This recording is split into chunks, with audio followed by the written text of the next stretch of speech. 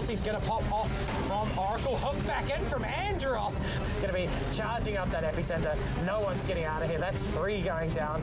Disruptor, he was de-warding. Look at the damage. Oracle buys back, sweet as honey, says the big boy bear, and they are going to just crush your high ground from this. What a massive fight.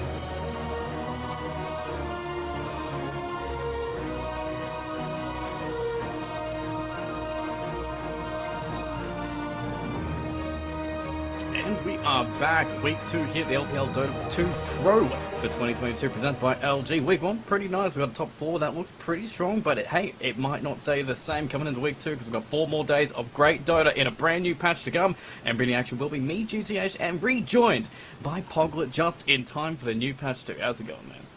Yeah, honestly, this is the perfect time for me. Like, come out of the woodwork, had that weekend off, and I get to sweat. I get to look through that patch notes, and honestly, it's like Christmas for a Dota player. You get so much time, you get so much fun enjoying just going through all the new little trinkets. And there's so many, but we also have so many games to come as well, because we are in that round robin stage. We love it, because best of 2s between all these teams. Everyone's having fun, and today is going to be more fun than usual, because teams don't know what the hell is going to be happening until we get into those games. But those games are going to be working towards that playoff situation, the single elimination best of 3s, and then its entire tournament decided by a best of 5 grand final to find out who is taking home those big prizes. And as we know, it's what teams are coming here to play, because first place is still looking pretty nice money-wise, $2,100, second place $1,400, third place $900, and fourth place $650, all up for grabs. Yeah, it's huge money, and obviously we're halfway in now, so these teams, they're really starting to look towards that light at the end of the tunnel, looking towards getting that top 4.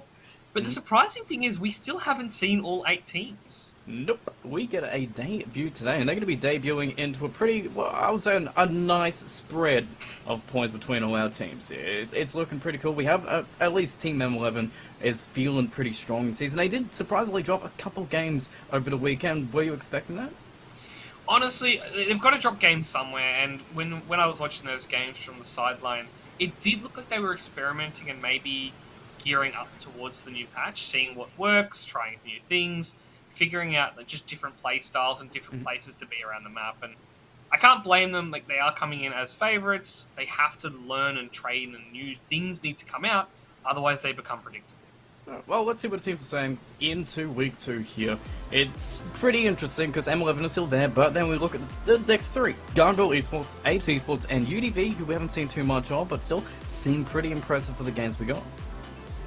Yeah, I mean, obviously we haven't seen Team QX like we said, so who knows what we're going to get out of them. But Gargoyle and UDV right now, they are looking hot. I've been loving seeing Yamate come back from the woodwork, come back out of the shadows, and we were casting that Earthshaker game, and that was exceptional to watch. So Team nice. M11 needs to be careful, because they've got some up-and-comers that really could take that first position quite easily. So, good news though, M11, they do get to play again, and maybe we're going to lose a few games on them, or win some more games, but that's going to be our last series. That's Atomic Esports, who are in pretty good form after the weekend, getting a 2-0 themselves, but to kick it off, we get the debut back. Team QX versus Gaga. I'm kind of excited, because Gaga needs some points, and Team QX, completely unknown. We know the players, but we don't know what they're going to do.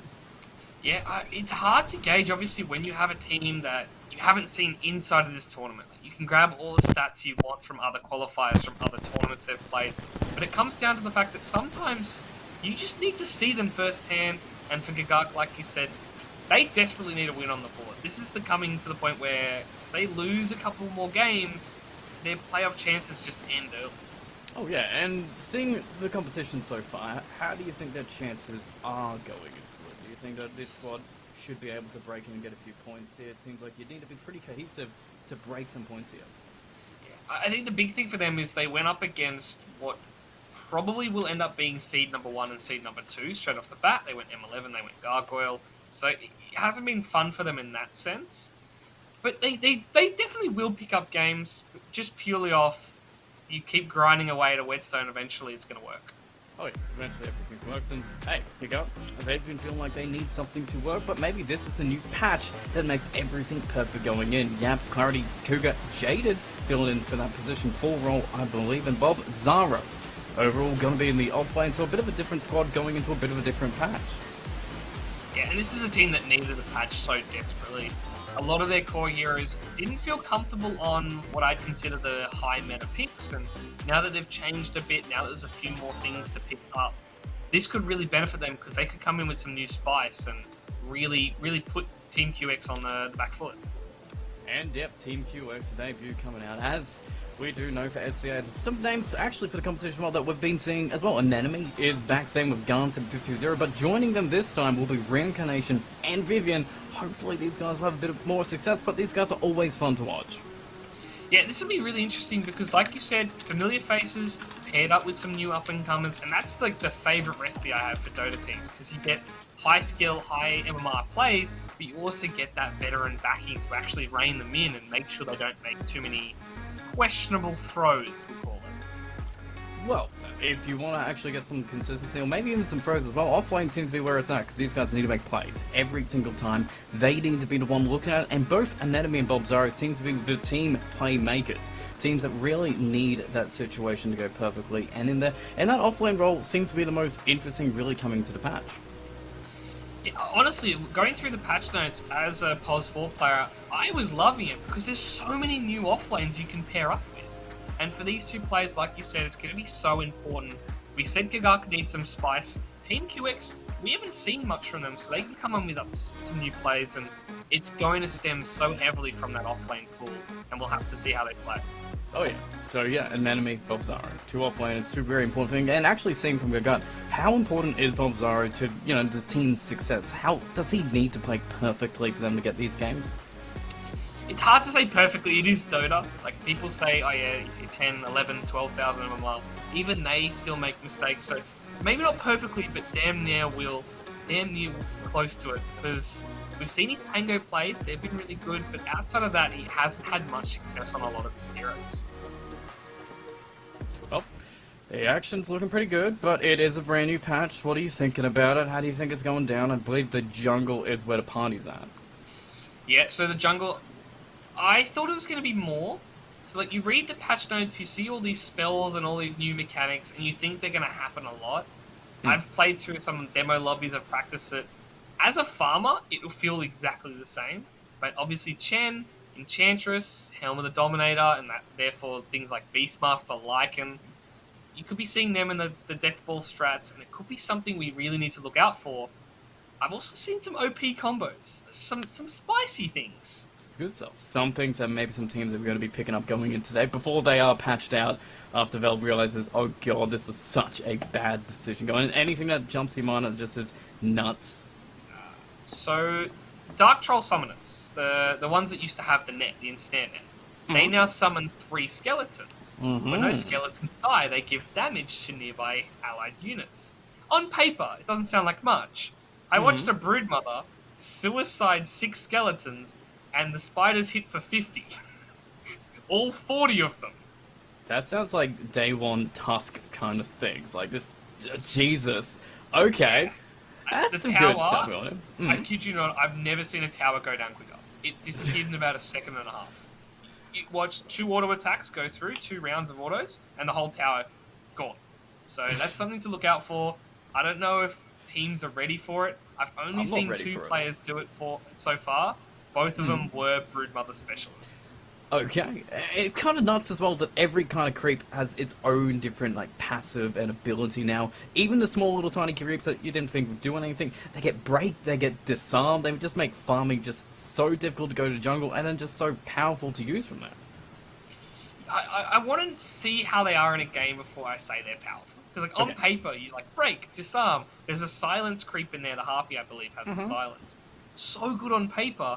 Then you forget they have 400 health or 300 health, and they're basically cannon fodder in all purposes. They are meant to die first in these team fights. And even Chen, we already talked about, like, just it's a Chen field day there, but the micro skills required and the knowledge of all these creeps, there's just so much you have to do when it was just like, oh, I just need to stack up 3 stuns after each other. That's kind of Chen micro here. But no, you've got creeps fly, you've got creeps trying to get some stuns, abilities going out. It's almost, like, unreasonable how much variety you get. Yeah. I'm not sure who it was in 2017. Someone released, like, a Chen dossier, and it was 65 pages long about how to play Chen. I know what you're talking about, yep. It was disgusting. Like there was like a couple pages where you like read for noobs, and then you go to the back end and you like read if you want to be the best Chen player of all time. And the mechanics, the sweat, the knowledge, and it's even more so now because obviously the way Chen works, you can't get all the big creeps straight away. But like you said, every small creep has a passive and an active now.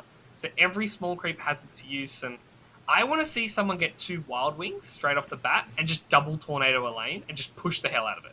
I think it's going to be hilarious to see. There's some good stuff. Even some heroes that I missed so much. Lone Druid, my man's been on the sidelines, not touched, just dumped the entire thing. He seems to have got some cool buffs that might actually finally make him playable. I hope not. I'm with you. Okay, I fine. think they're all buffs across the board for Lone Druid.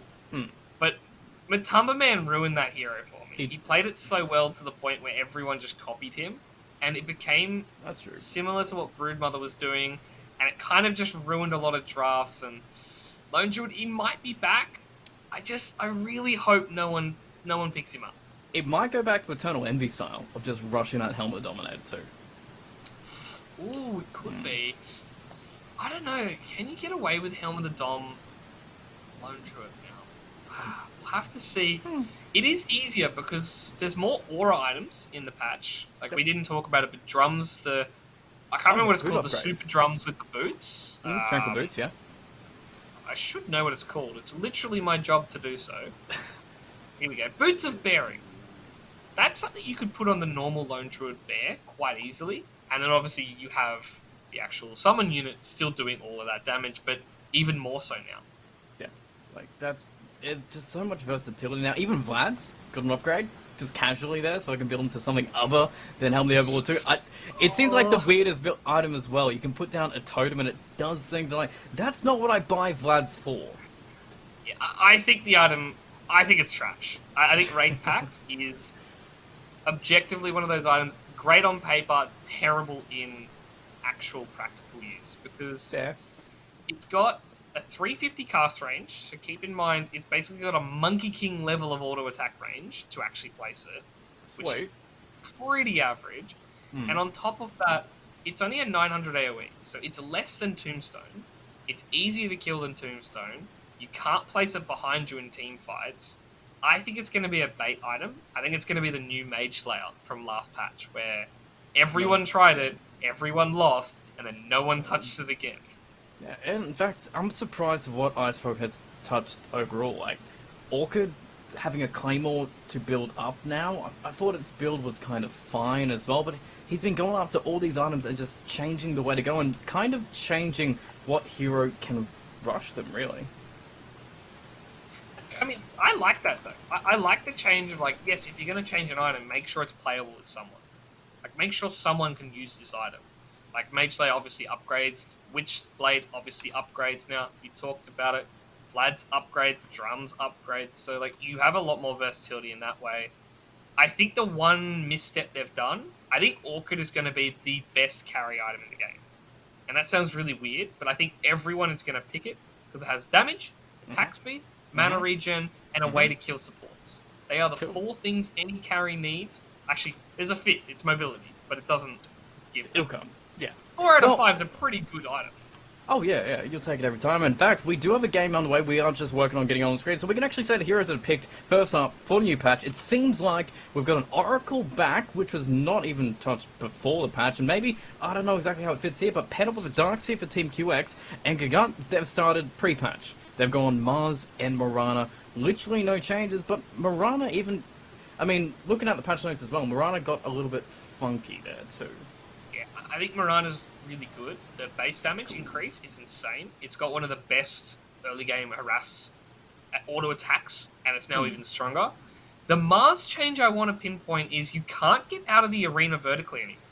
You can't leap out of it. You can't cookie out of it. If you're Batrider, get wrecked. If you're Clockwork for Jetpack, get wrecked. You're not getting out of it. You can't escape vertically. You can only escape with BKBs and Venge Spirit swaps. So it's a huge buff in that sense. And the only negative side he got was a 1 second cooldown increase on Spear. Like, who cares? It's 1 second. It's not going to matter.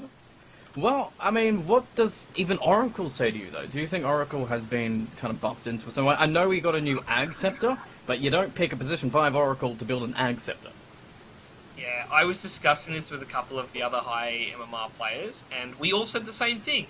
It's one of the best Aghanim Scepters in the game. But you're a POS 5, and you usually end the game with 5k net worth, not have a 5k net worth item on your backpack. It does scream Huskar to me, though. So for those that don't know, Huskar might be back. Just be scared in your pubs. He's everything he was before.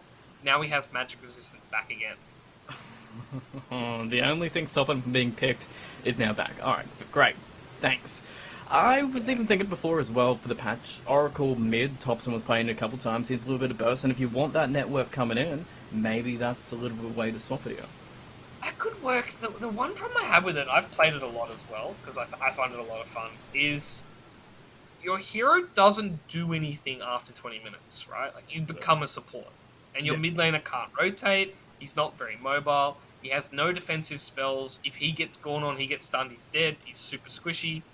So, like, you really need a hard front line. And that just means your carry and offlane have to do so much work. It could be true that they go the E-Blade. The new E-Blade is quite hot. Yeah. And I've seen your face, GDH. Do you want to explain why? A hero that I haven't seen for a long time has just got picked up, Lich, by Gagat. And, I mean, I'm cool with this, but Lich here, is he... He's just Lich, right? He didn't get any crazy buffs and changes here. He's just got a little bit of changes. Like, you got a couple of base stat upgrades, right? Yeah, I'm just looking at it now.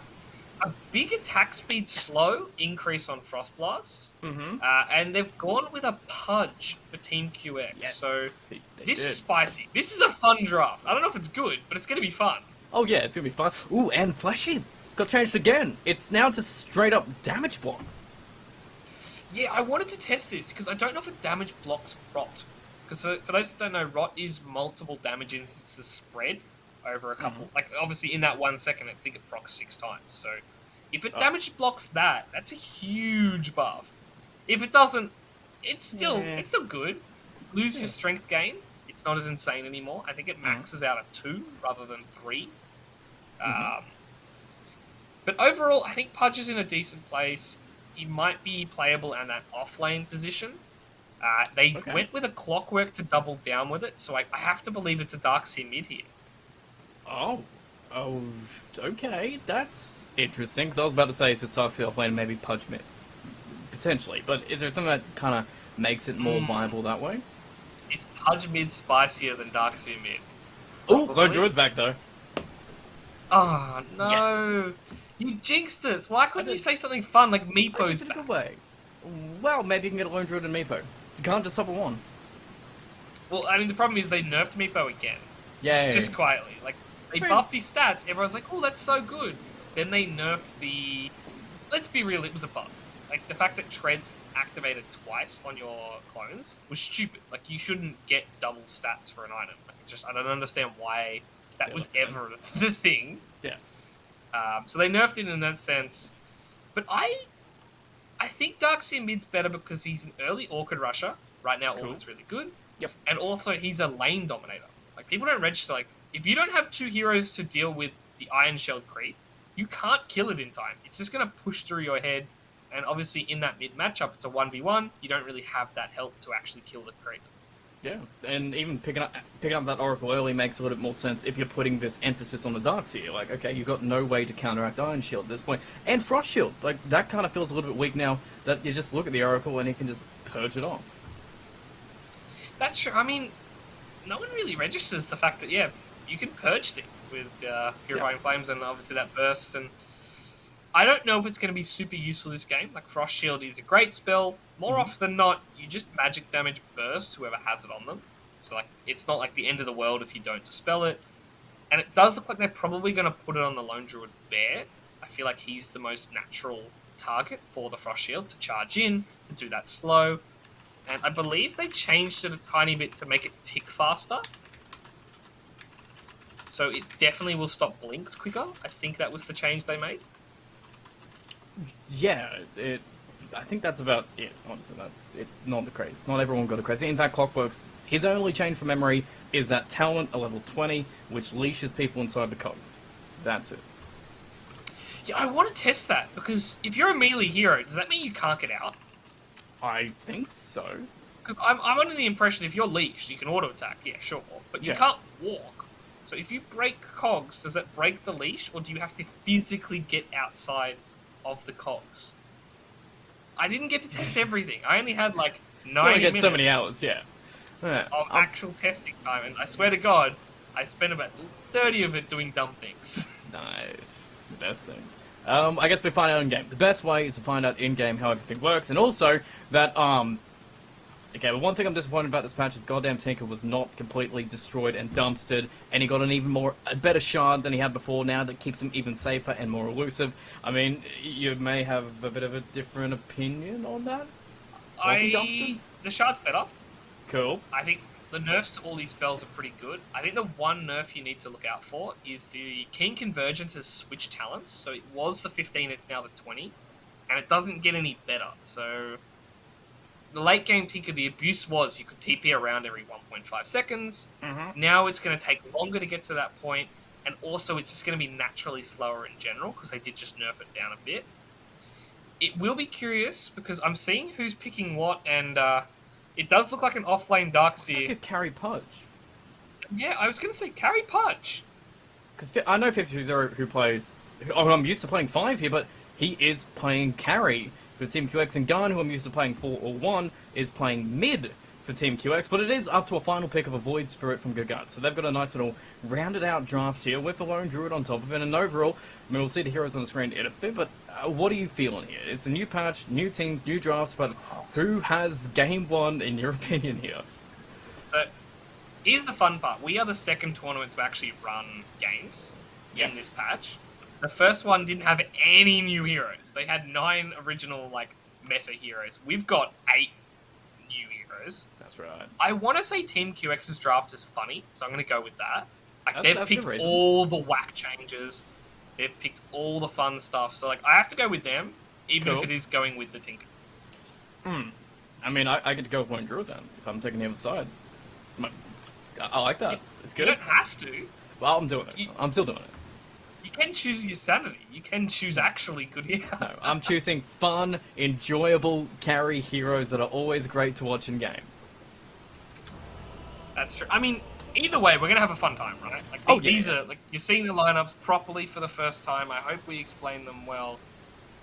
But I don't know any amount of explanation can justify the fact that we're about to see a Pudge carry. Well, actually, wait. I mean, pre-patch, people were trying to play Pudge carry. That is true. I mean, I think it might have been Anna that was spamming in pubs and actually winning with it. The big issue I have is you use the strength bonus a lot. Like, you get a lot of early stacks just by, like, being the carry in lane, getting everyone to rotate to you, and getting the kills that way. Where now that you don't have the big strength gain, you're going to lose a lot of that damage, and obviously it does mean that you have to put more emphasis in rushing towards that Aghanim Scepter so you can get kills that way. And it should be noted as well, on the map, we have swapped where the runes go, so there's no invasion of the Ancient Triangle anymore. They're both where the outposts are, so it kind of changes up how we want to play this early game now, at least for both these teams here. Yeah, I've done the maths on this. Cool. I think the Dire rune is better in every way. Okay, cool. It's closer to the mid lane tower, you get there quicker, and you can stack more camps when you go to it. So if you go to it at 3 minutes, you go 5 seconds early, you can double stack. But if you go to the Radiant one, you can't double. You can barely single stack and sit on top of the rune. I think that's going to be quite good for a lot of farming mids. We won't see it this game as much because I don't think Void Spirit takes stacks that much. They probably will give them to Mars and Lone Druid. But keep that in mind for things like Leshrac, like Storm, like Queen of Pain. That Dire is going to have more stacking potential, and Dire is going to have way more farm scalability that way. Alright, put a little bit of extra win percentage potentially on the side of Dire, but we'll see what Gagat can do with Dire right now, because they've got a pretty standard laning setup. He's got a Mars and Mirage, we saw that last patch. Top lane, it'll be Lone Druid and Lich, which, I mean, out of all the combination we used to see with Lone Druid, this seems to be one of the... If you don't have a Grimstroke, it's just as good as to have a Lich. Yeah, and I kind of like Lich coming back into the meta. I don't know if it's good. I don't think it got changed enough / at all to bring it back into the meta. But more supports, more heroes is never a bad thing. You want spice. Oh yeah. And that's why I kind of like the Pudge, for instance. It's just funny. It's just like a nice little change in style. Yeah, it just seems like he's going hood, going to be a big fat tanky boy, and try and just run around and probably be able to solo pretty easily in this lane. It's still a very difficult kill to get regardless. That is true. The one downside is obviously they've got the spear into the arrow combo, which is brutal for anyone, no matter how much health you have. And they've actually double stacked up the waves down here as well in the bot lane. So it's going to push quite heavily. And it looks like likewise for top, as you were just watching. And I do like this. QX just pushing out the lanes hard. Oh yeah, and as well in the bottom lane we got one of the new neutral camps as well. It's weird Coconut Man, the Warpine Raider. There's a casual edition guy who shoots, you know, siege shots at you as you're farming. Well, that's the thing. He doesn't shoot them at you. He doesn't? No, like, you have to bring multiple units for him to actually use it. If you're just a single hero farming, it doesn't proc. Bot lane, though. He is trying. Bobzara very low though, as Oracle's kept casting spells on him, waiting till he gets low enough to cast down his Purifying Flames, but the hook is gonna be enough. 50-0 goes in, so does Cougar. We burst out all our abilities because Oracle, he's just gonna try and scout around and actually get a Selv off and waste Mirana's time here. And with the rot, with the damage, and with the burst coming out from Oracle, he's gonna die first. Wow. And the best part is, he can salve up 52-0 and then just leave. Maybe even suicide to a neutral camp. I wouldn't even hate that right now. Nice start already, 2 stacks in the ball, but he gets it, so he's going to have a good old start there. Mid lane, how we doing? We've got a Tinker versus a Void Spirit, so what? Pretty standard, 13-3 versus 10-2, but yeah, this lane, it hasn't exactly changed at all. How actually has Void Spirit kind of fared in the new patch? I think he's completely... so we did just talk about the Suicide QX. Obviously, we just saw Lishka do the exact same thing. Void Spirit, I think he's untouched. He got a buff to Astral Step, which is nice in early levels. He got a slight nerf to Dissimulate Shard, which doesn't matter, because it still does the same thing. You Dissimulate and you Resonant Pulse the lane, and you blow them up instantly. So I don't know why he needed the buff, but I'm sure Void Spirit players don't mind. Oh yeah, no. So still gotta keep on styling, keep on getting these runes, keep on trying to get the pressure on the Tinker, as Cougar was attempting to go mid, but then he just has to sit bottom to make sure Mars farms. And top lane, it seems to be going through... Well, I was going to say alright, but no, Clarity, he is getting pressure quite a bit. 9-2 so far, Darkseid 15-3, and really, it is just this clockwork going ham, constantly messing with pulls and making sure the gaps can't exactly keep an enemy back. Yeah, and I really like this. The one downside... Oh, they might kill him an enemy here. Slow vacuum comes out, no points in Surge, so he's just going to have to shield, man fight, get level 4 casually and randomly, and maybe just try and juke between him, goes a little bit into Vision on the Reap Wave, and gives his life away, so he is out of here. Yeah, I don't hate that. I think he knew he was dead, so he went back towards the lane to get the XP and gold, and he actually did. He got the kills with the Iron Shell, so he actually got farm while dying, and as far as trades go, you kind of live with that, because you're going to come back in full health, and you're going to be good to go. Null Talisman still something you should go on a Darkseid, even if they don't give you Spell Amp, they just give you mana reduction? I don't know. I was reading through Null Talismans, and honestly, they look kind of garbage. I think, okay, fair enough. Like, how much mana issues does he have, right? Like, he's got Raindrops, he's got a Sage's Mask, he's an Arcane Boots Natural Purchaser. Is Void Spirit stuck? He's stuck. He's heaping out. So he won't be stuck for long, but oh god, that is not how you want that to go. Garn will still walk straight into a Remnant though, just to show dominance. But man, it's feeling a little bit rough just with the spam Tinker can still put out. Yeah. I mean, Tinker's the same hero. Anyone that thought he was going to be changed, like me, hasn't been paying attention to how much Ice Frog somehow loves this hero. Don't ask me why, he just does. Oh, he gave him good love touch, and bottom lane, it seems like Rim love touch back to this punch. Match damage is going to be dodged, physical damage not going to be dodged in the end. It's 50-0. It's gone, and we actually even see how the gold's divided now, so we can see exactly who's getting what in this trade. I like that change. I don't know about you, like, it's more numbers on the screen, but it gives peace of mind. Like, you now know exactly how much gold you got for an assist. It's like they're encouraging you to be a part of team fights. Yeah, so you can feel your impact in the game just quite literally. You can highlight and be like, hey man, this is how much I participate in skills, how much gold I am worth to you. Alright. Oh, bot lane, by the way. Caught in the face. Oracle just going to be moving forward, though. Maybe you want to try and get a hook into a little bit of Fortune's End. I don't know, but you're still farming up pretty strongly. 30 last hits so far, but Bob Zaro still keeping up comfortably. Sacks are coming off as well as Millennial is already on and just trying to keep the boat pressure. But 50-0 going closer to Bob Zaro as we get a rotation coming out from Gun. Double laser comes in, hooks straight to the back and pulls him right on in as Cougar. He's just going to get by more missiles, may not die, but he's going to be sent all the way back to base, or at least he's going to have to hug that tower for safety until Garner gets mounted back, and potentially he could just TP and repeat it all over again. Yeah, I mean, this is going to be how they play the game. QX, they have so much mobility, like whether it be Darkseid, Clockwork when he hits 6. We haven't talked about it, but Millennial's still level 2 right now. Whoops. Like, an enemy is having a great game, but Millennial is... he's not getting any XP, and he's not getting any gold. Bottom as well. Looks like we've got Oracle already pinned up trying to get a pull-off, but he will be found. Mirana's going to be stealing runes after runes as they do spawn, and actually might even try and make a rotation mid. We'll see how we do go about it, and everyone else feeling pretty stable, it seems. Top lane, though, it's Lone Druid effect. He's just going to try and hit you until he gets a proc, and have to vacuum defensively, going to pull back in on the enemy, and hope to God you do not get rooted again as the bear will be running back, but an enemy had to drop everything to stay alive there. Yeah. And mid lane, by the way, Garn's getting gone on. He's probably dead here. Damage in. Tower shots being taken. Cougar on the tower. Got to get purged. Just trying to stick him under the tower here, but you couldn't get enough as the Purifying Flames were used to actually keep Garn alive. Cougar still alive for now. Oracle going to get caught. Millennial level 2 coming on in, just trying to help out with something. He wants some XP. He'll get it. Level 3 finally picked up. Do we have cogs? Yes, we do. We can trap this Void Spirit in, force him to come out. Suicide out to give Cougar to kill instead of Void Spirit there.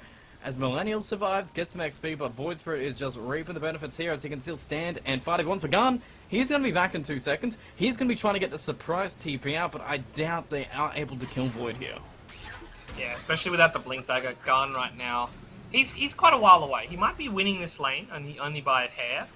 But now, the XP, it's level 8 versus level 6 right now, because of that double kill where he basically was there solo.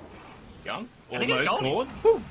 Almost got the combo. Actually just going to commit on the tower. Who cares? Just hit him in the back. Kill him. Alright, that is how you do it. No fear in the world as Millennial walks straight on into the Remnant. Traps Void Spirit in with him. And with his own earn, he's going to try and kill him, but he's outside the tower range. So now just going to hit him as 2v1 at this point. But Oracle comes in to change those numbers. Makes it 2v2 and puts Void down for good. As Cougar's going to walk back with 25 seconds away. These mids are just constantly fighting and looking for opportunities.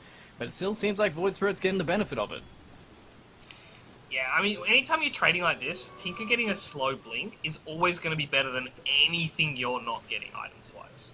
Like, making sure he goes down, making sure he doesn't get to that abusive TP everywhere Shiva's build we've seen before. That's a win, no matter how many heroes you throw at it. Yep.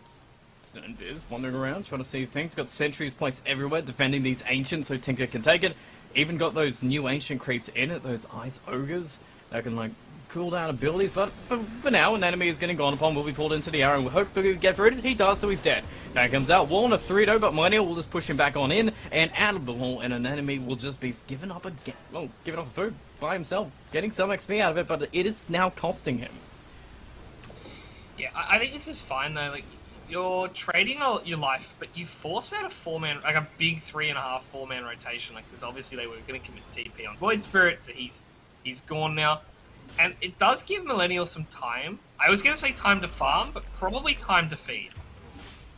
Whoops. Alrighty. A little bit of feed fest going on as we are just, it seems, dedicated to defending these stacks, and they aren't defended.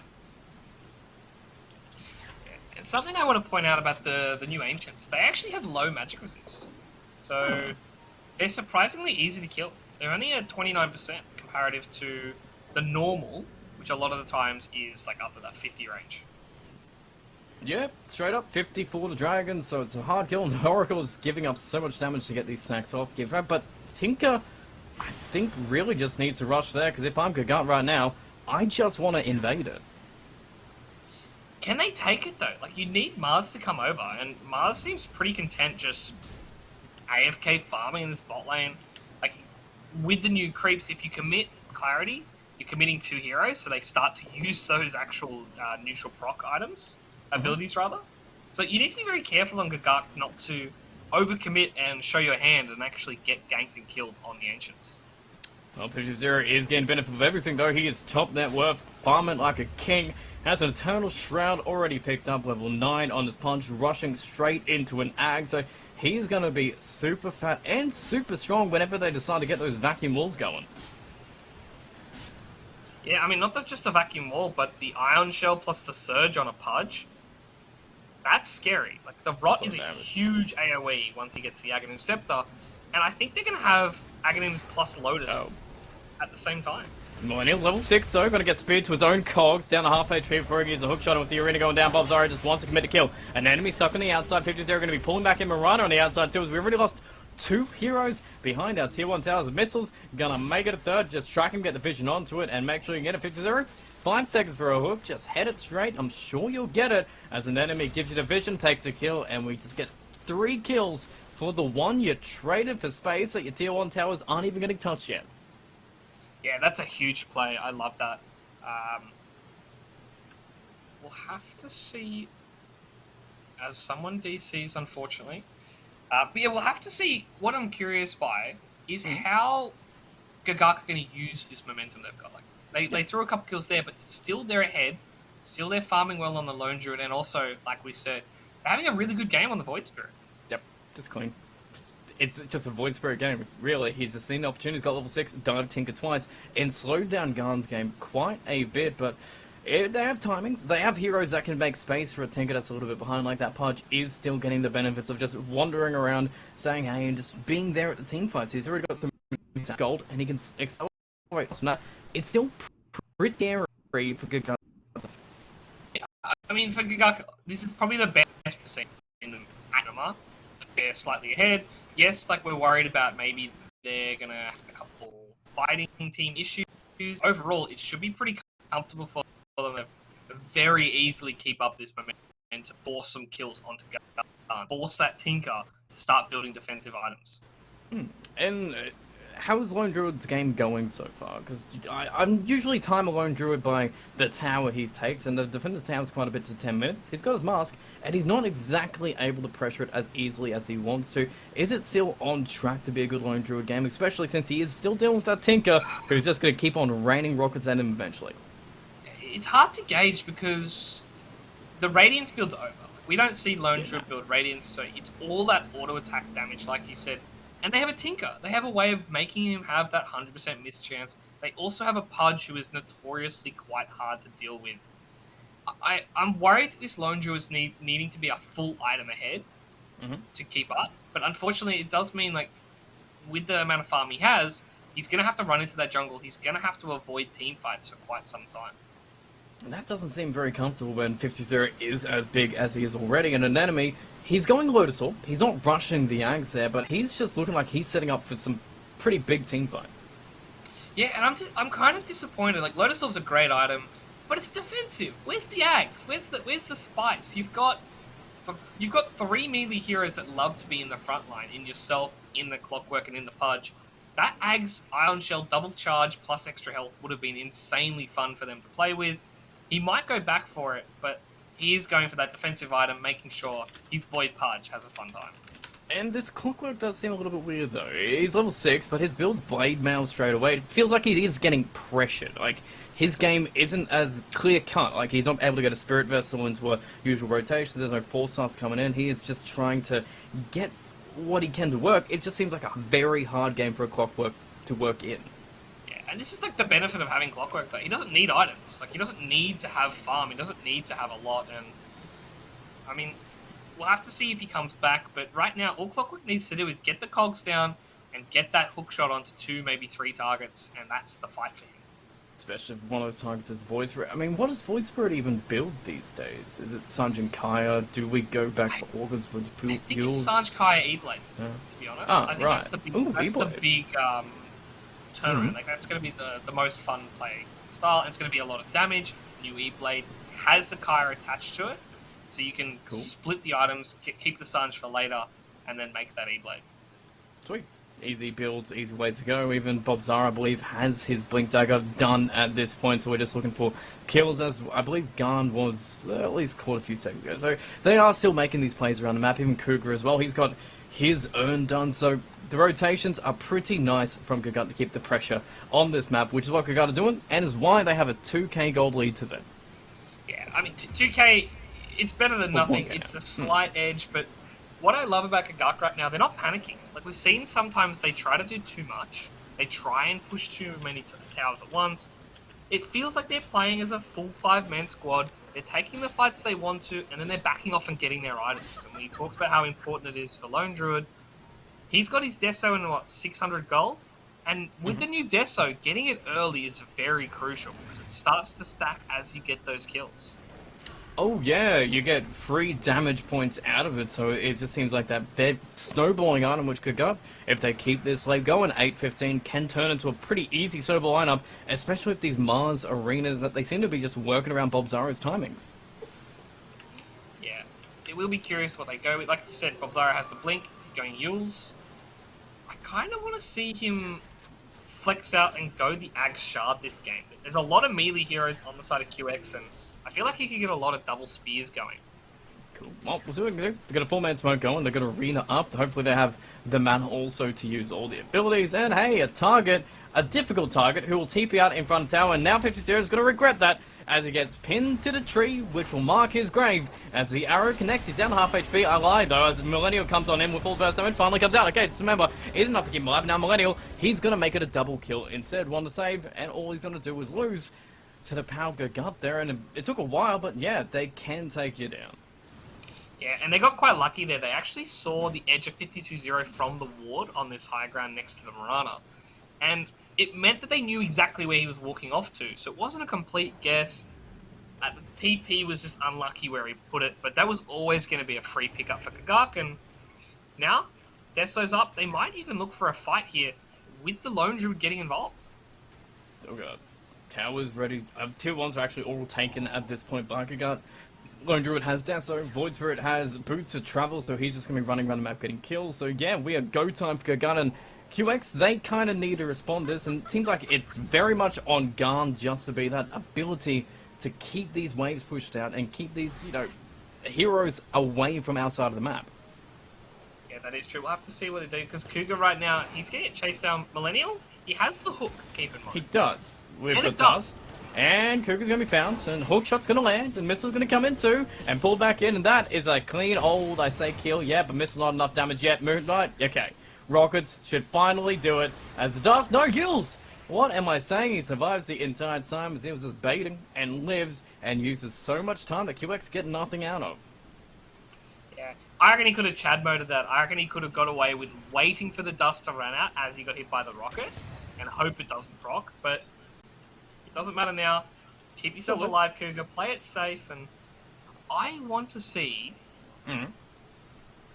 if there's already going to be a Dota bug in this game. Because Desolator gives you damage per kill. Yep. Does the kill go to Lone Druid or the Bear? Or the Bear. Because he's a That's hero a good entity, question. but he doesn't get kill counts. So and it used to be bugs when Bloodstone finally got charges. Oh, hello.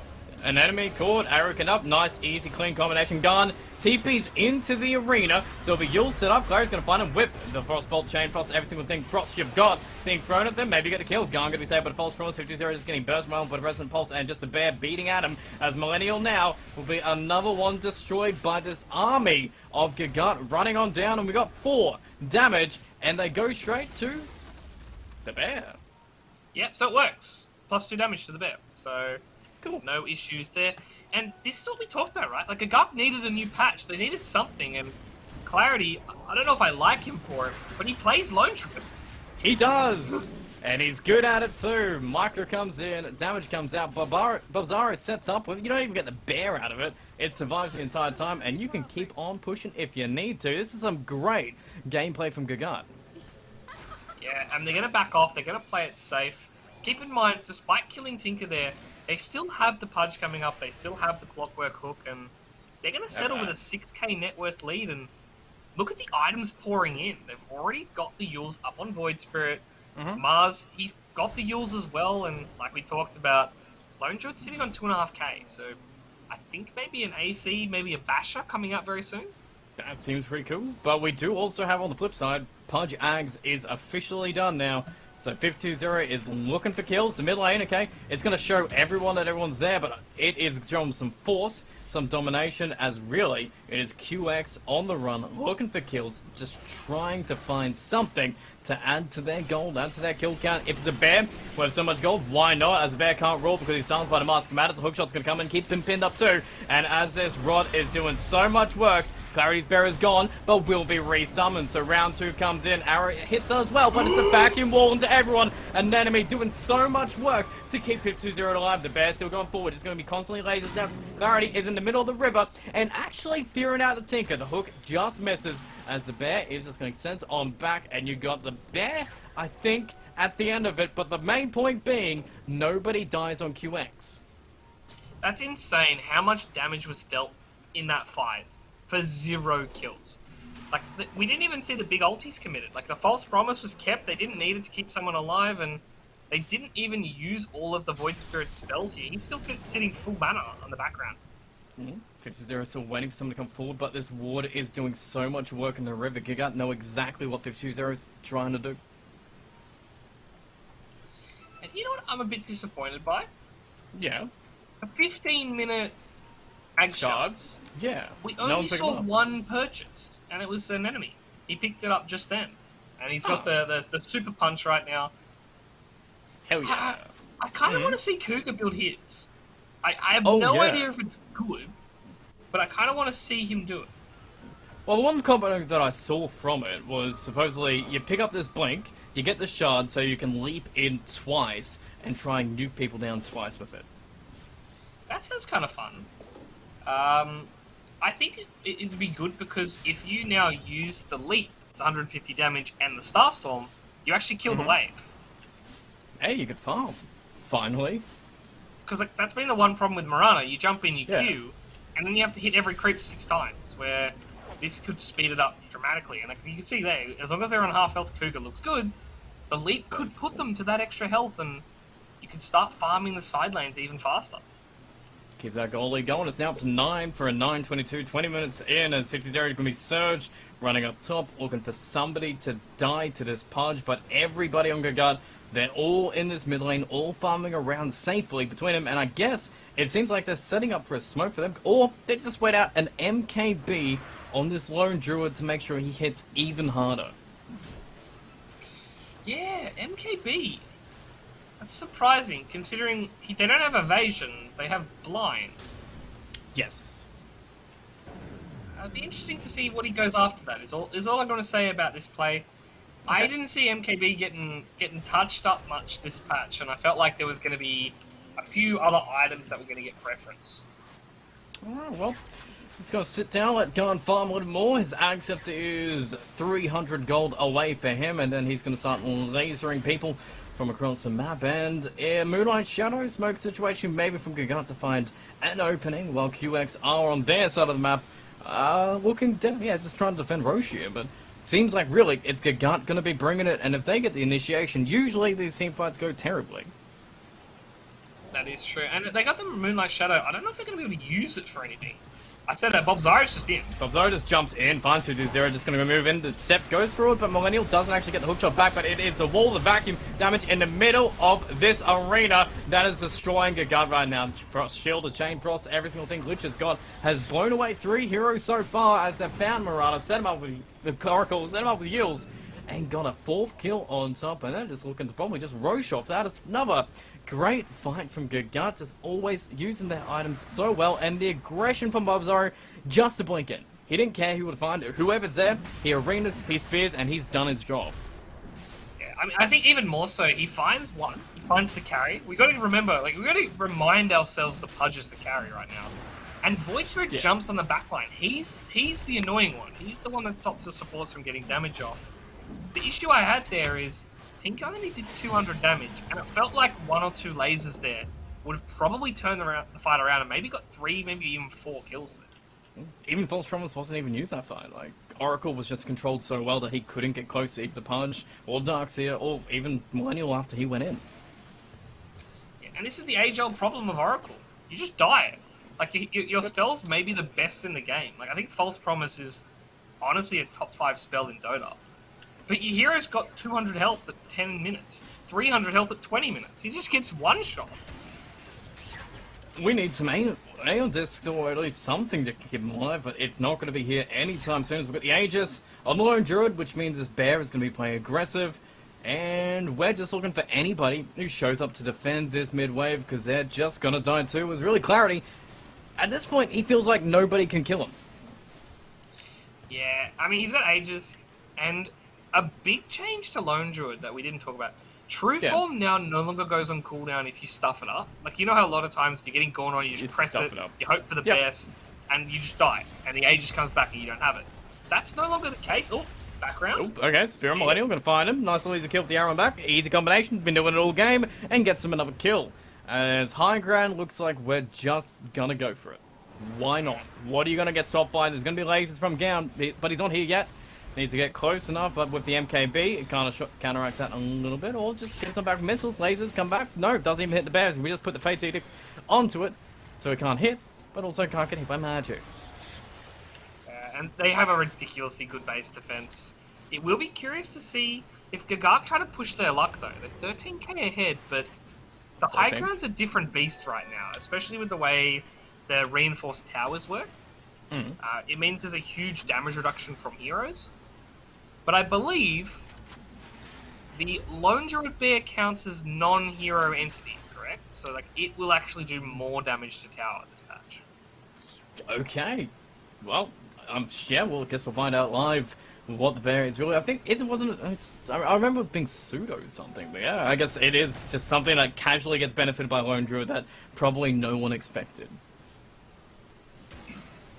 Yeah, so the hero damage reduction is 50%. The non-hero is 30%.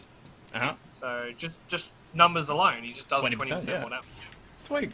Millennial gonna be a little bit of scouting, and the enemy gonna be waiting in the mid as well, putting some shields down. And Clarity, he's looking to find something with his Mask of Madness, and with a double step on him with the pulse.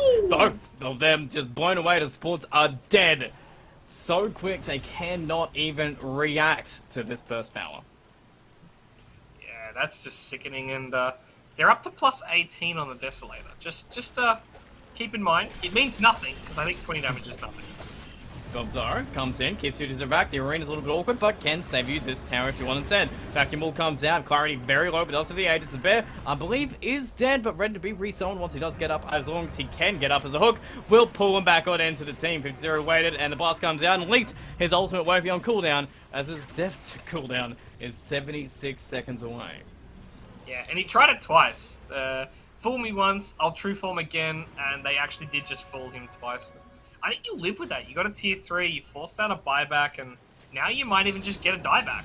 Double kill comes in, 50 going to be there, as we do get one support, we get the other support in a second. Baymail can only do so much again, as Bobzaro very low and dodging these hooks. 50 still moving forward though, slowly but surely, he is moving forward, and now just trying to get away, as he does get his nice little bit of defense matrix, but he gets purged off for the Yield Scepter. Going to get 8 for Remnant back into the entire team, and Bobzaro finds Garn in the back. Instead, he did not expect that. He thought he would go for the punch, but no, he goes for the Tinker as an enemy punches Bobzaro down. Finally, punishes the Mars himself, as Cougar is actually going to be playing around with him. One Yield's being used into the Remnant again. Enemy going to be caught as we do get the damage in the back. Blast comes out, Surge going to be there, but another step through, as the monster kill streak is going to get another 12:35, 19k goal lead. And maybe you don't have a Lone Druid to push, but with everybody dead basically on QX, there's not too much to stop you. Yeah, this is great. I love this early acts from the Void Spirit. We didn't really discuss it enough, but that extra burst is exactly what they need on the supports, and we're seeing they show on Millennial, they show on the Oracle, and they just evaporate. There's nothing you can do.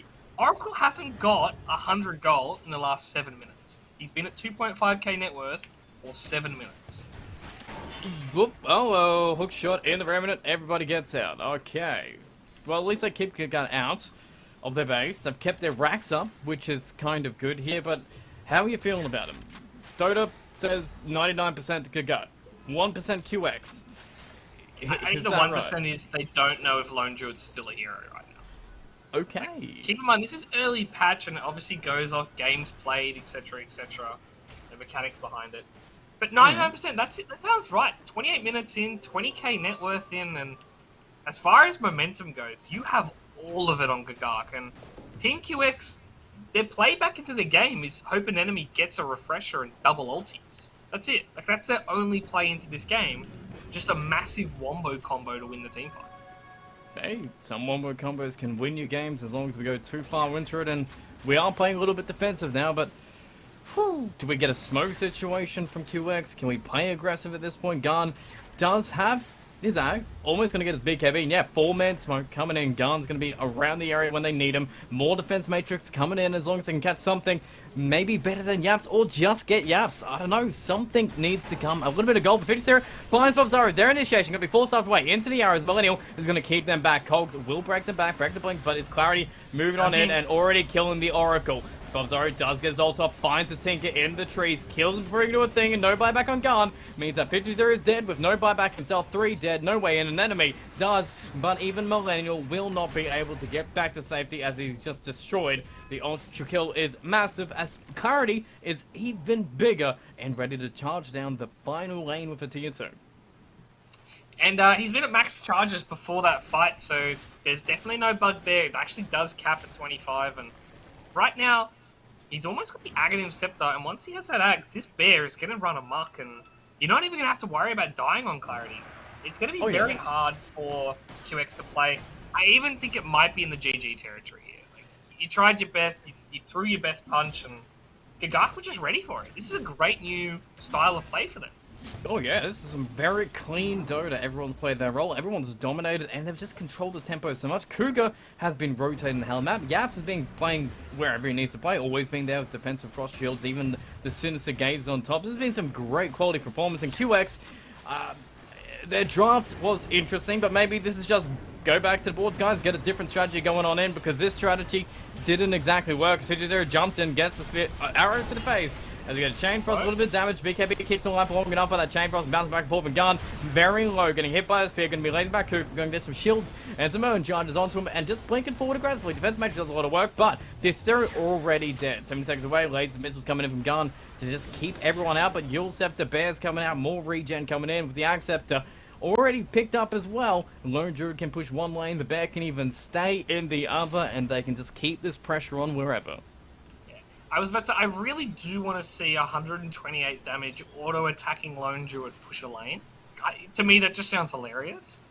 But yeah, he's just going to use the bear to push, and he's just going to go take hard camps at ridiculously slow pace. I once had a Lone Druid in one of my games that rushed an Ag Scepter so he could sit in Fountain and just send his bear out and push lanes by himself all game. How did he get XP? He didn't. Actually, if you get the kill with Lone Druid's bear, you will get XP. He didn't get any kills. Yeah, I was about to say, I can't imagine if you don't actually have the levels to back you. Oh, top lane, by the way, Garn. Ooh, Garn caught, alright. These starts again, yields again. Revenant this time, no Yaps is going to be here, so we've got even more control coming in. So Blink, ooh, hello. Blink away. Yeah, Blink away. Can he keep doing? He just needs to get out. Blink away. Garn. He's still going out. The Great Escape. And he is going to make no Bobzaro. Misses his spear too. And he spins helicopters away to safety. He's evacuated back to base. And Garn should be feeling good after that one. But Millennial, he has that Save My Friend syndrome going pretty strong right now. Wasn't exactly needed and will lose his life for it. Yeah, and I'm surprised Yaps there. He went for the damage from the Frost Blast rather than the Sinister Gaze. A slight misplay, but again, when you're feeling yourself this much, you just think you can burst anyone.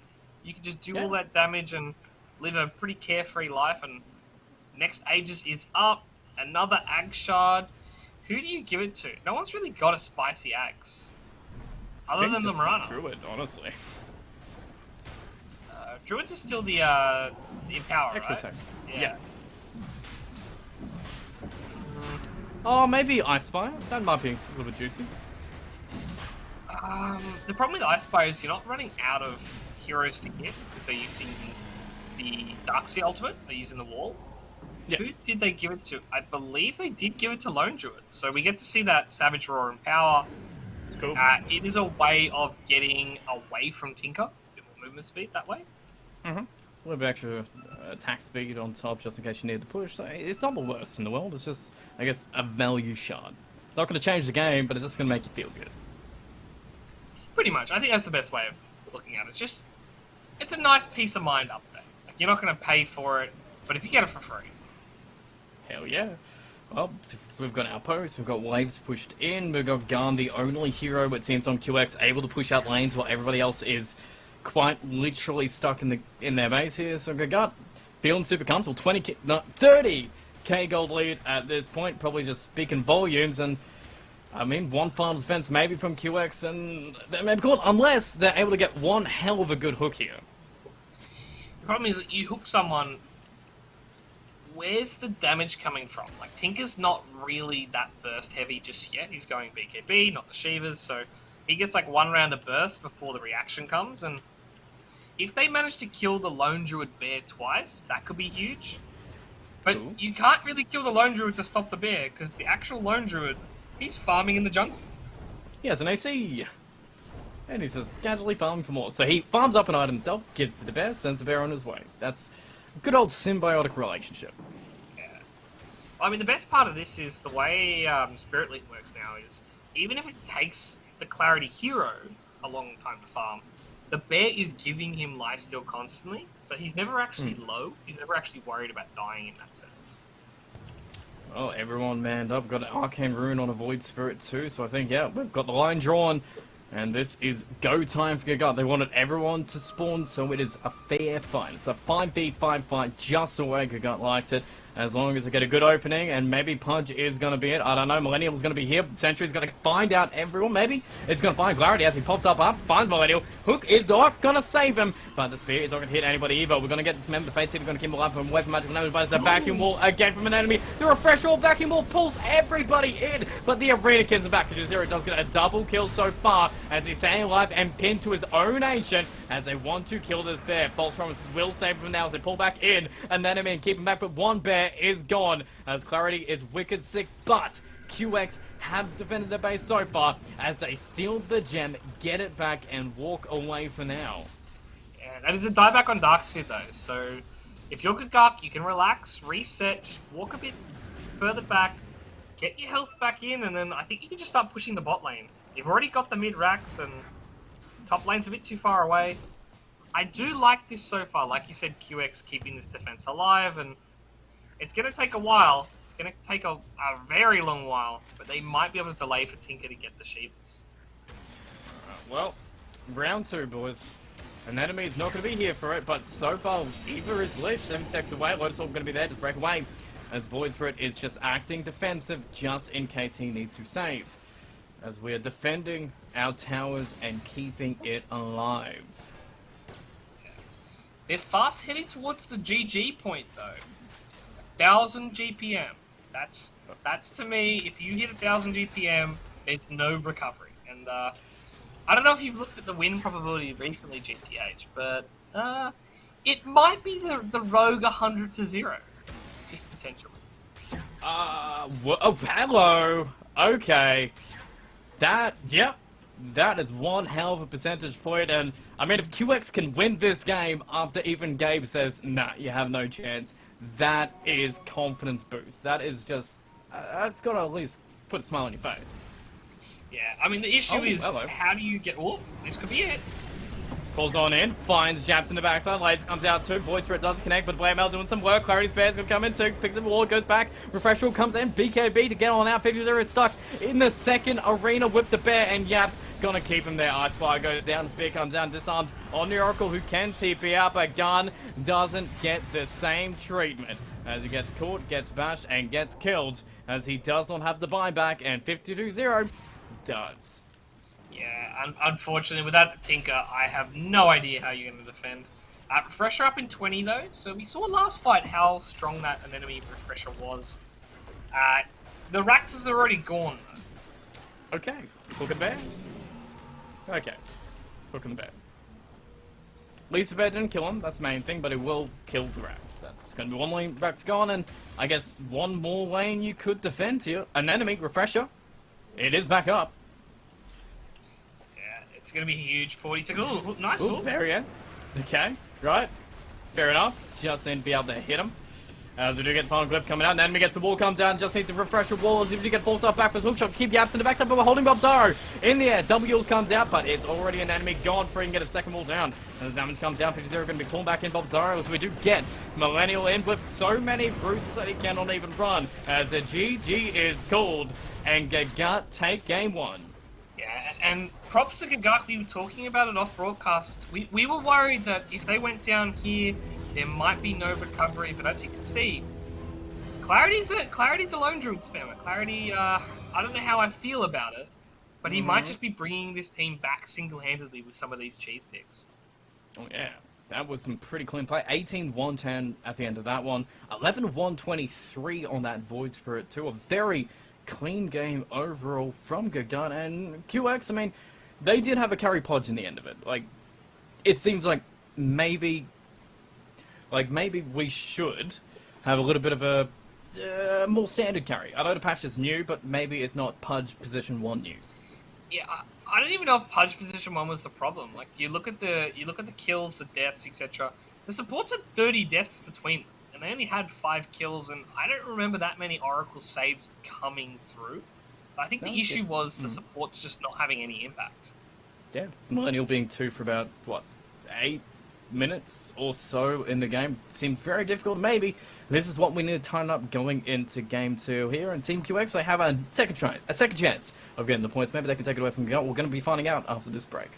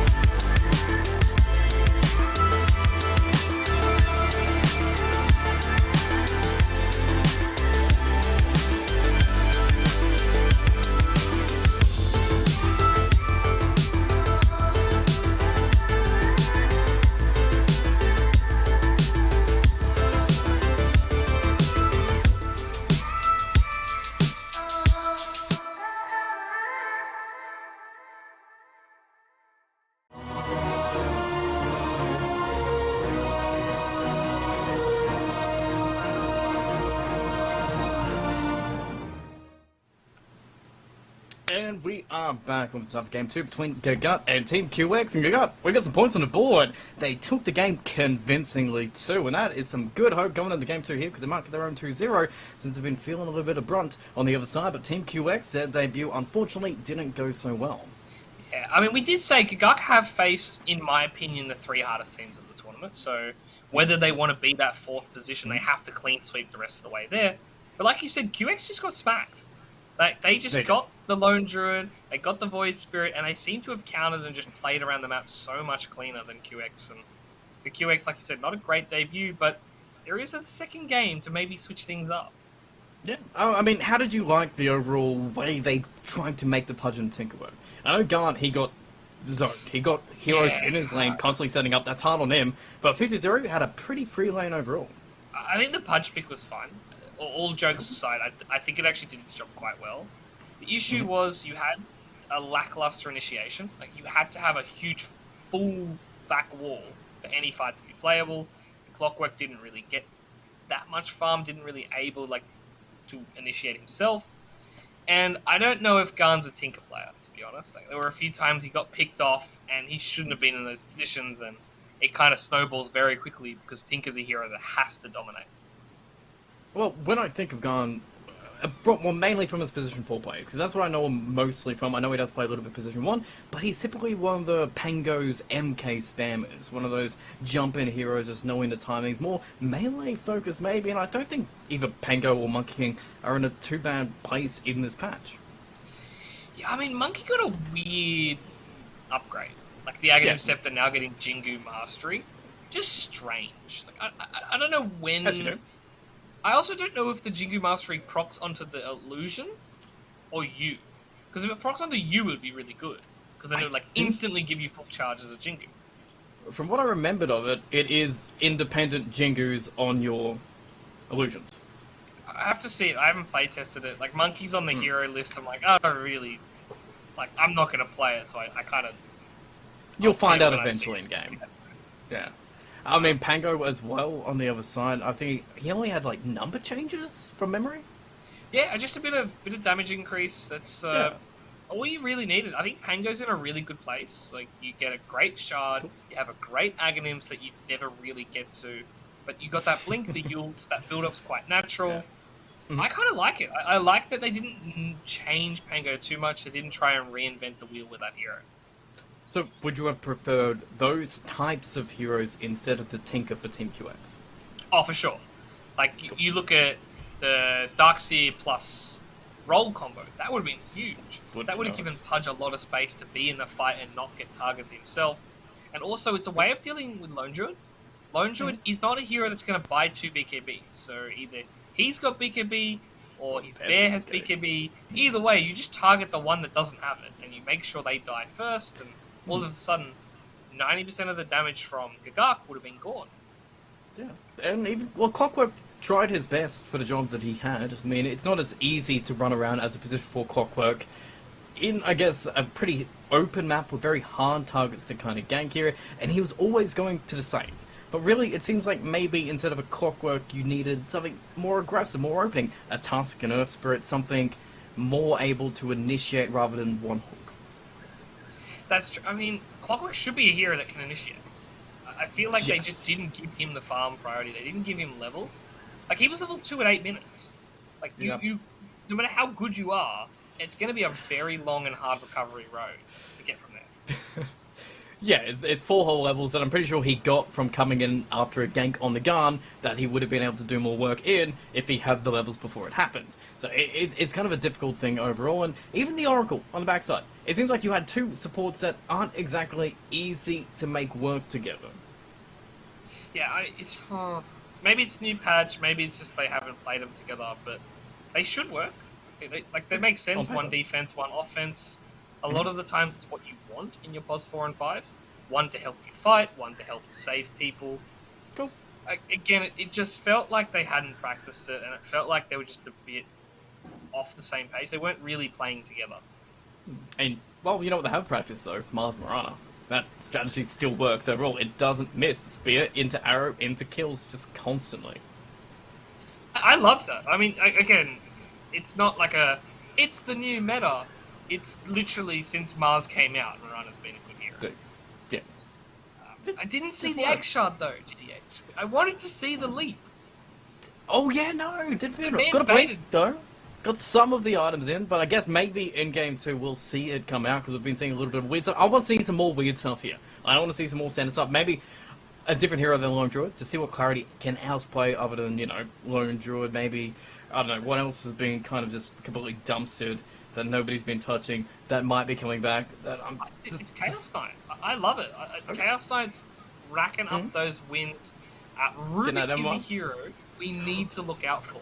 This man can steal 2 spells. He can have Fisher and Echo Slam in the same fight. He can be your own Earthshaker. Yeah. Oh man, and someone was talking like you can get a Ravage and a Black Hole somehow in the same team fight, and you can use one after the other to set up your fight. You can still vacuum into a Black Hole. Yeah, honestly, it'd be insane, some of the combos. I think the most common one will be a Mars Arena plus a Sonic Wave from Queen of Pain. Both are very easy to steal. Obviously, they're big animations, so you know when they're going off. And a lot of the time, you pick those 2 heroes together. Imagine if you Arena and then Sonic Wave into it with the damage amp, with the cast range. Rubik could solo team fights, and I love it. I just need to see it. It just works so well. Rubik can be 2 heroes. Like, you could draft so many heroes, but you can just be both of them. You don't need to get them. The other team's going to set you up so well for so many different things. And actually, the other one that's really jumping out at me that I saw, Bane's Enfeeble reduces cast range down. Yeah, I read that one, and I think spell speed reduction, like cast speed, was more OP. I think it's actually a nerf. Because the amount of times you get cast range on someone, but you don't Nightmare or you don't Fiend Script them, it's quite low. So, like, your cast range is only lowering Blink. Is that like the only thing I'm a bit nervous about? Like, you put it on them as they're blinking away, and they don't blink as far. Like, that's the only thing I see out of it. Okay. Well, I mean, we have to see a Bane. We have to see a Bane to see how it works in game. If people still want to pick it, I'm sure it's Bane. He doesn't change too much in between games. He's probably going to pick. Then, hey, game 2, I believe, is underway as the draft should come up. We'll see what the bands are going to be this time. And the hero's going to be on screen. Everything is coming up great for game 2. I'm excited to see it. Yeah, I mean, new patch, you've always got your coding issues. You've always got those, like, temporary stuff. I'm not sure there was a tournament in the last patch where they had to do a draft from an Excel spreadsheet because Captain's Mode kept crashing. Like Dota, if you queued into a Captain's Mode, it would crash your game. I don't understand how this happens. Like, Valve has employees that specifically test this. They make sure it works, they release it, and then it breaks instantly. Well, I guess there's the difference between 1 to 10 people testing it, and then 1 to 1 million people testing it. That's true. I mean, the other side of it is, like, Dota has been made, and it's always been balanced and patched around the pro scene. You'd think the first thing you would make sure would work would be Captain's Mode. The pro scene. No one plays that except for pros. Like, no Archon player is going into a Captain's Mode game. That's true. It's just not happening. Well, if they did, they'll pick 5 carries and still lose the game. Yeah. I mean, maybe. We'll never know. We'll have to see. But Gagak, why change things up? Why not? Put morons out there, doesn't hurt. I'm interested to see why we've got... Okay, makes sense. An enemy's back on Darkseer, which was probably the strongest aspect of QX overall. Yeah, I mean, maybe the Pudge, like those 2 heroes, do a lot of work together. I like this, though. I want to see him play more aggressive. I think the Lotus Orb slow build-up just wasn't working for me. If he had the Ags, it would have been better. And they combo with more damage. They have the Jakiro on top of the Vacuum now. That's huge. Oh yeah, Macrofire on top. I know it's 25 seconds instead of 30 for Ag. Hey, that's still a lot of damage. And the other thing I was thinking of... Well, don't worry about it, because I see it. You could take it away if you want. Yeah, they better ban Leshrac, they better ban Storm. That's all I'm going to say about this. I think if you get Leshrac IO, pack the game up, it's free. I'm not kidding, I think that combo is just going to be busted. Oh yeah, it sounds busted on paper, because that shard, I mean, it didn't need to change, because the old shard was super good. Like, having a Tether stun, you're like, okay, that's just going to be part of IO's kit. No, they don't want that anymore. Spell, well, Lifesteal that is amped up. You give your spell life so that you get to the people you're tethered to, who also get spell life steal. Yeah, I need to see it in practice, but I think giving someone 25% spell lifesteal and 15% spell amp, I think it is nuts. Yeah. Like, that's just, on paper, you look at that and you think, spellcasters are going to be OP.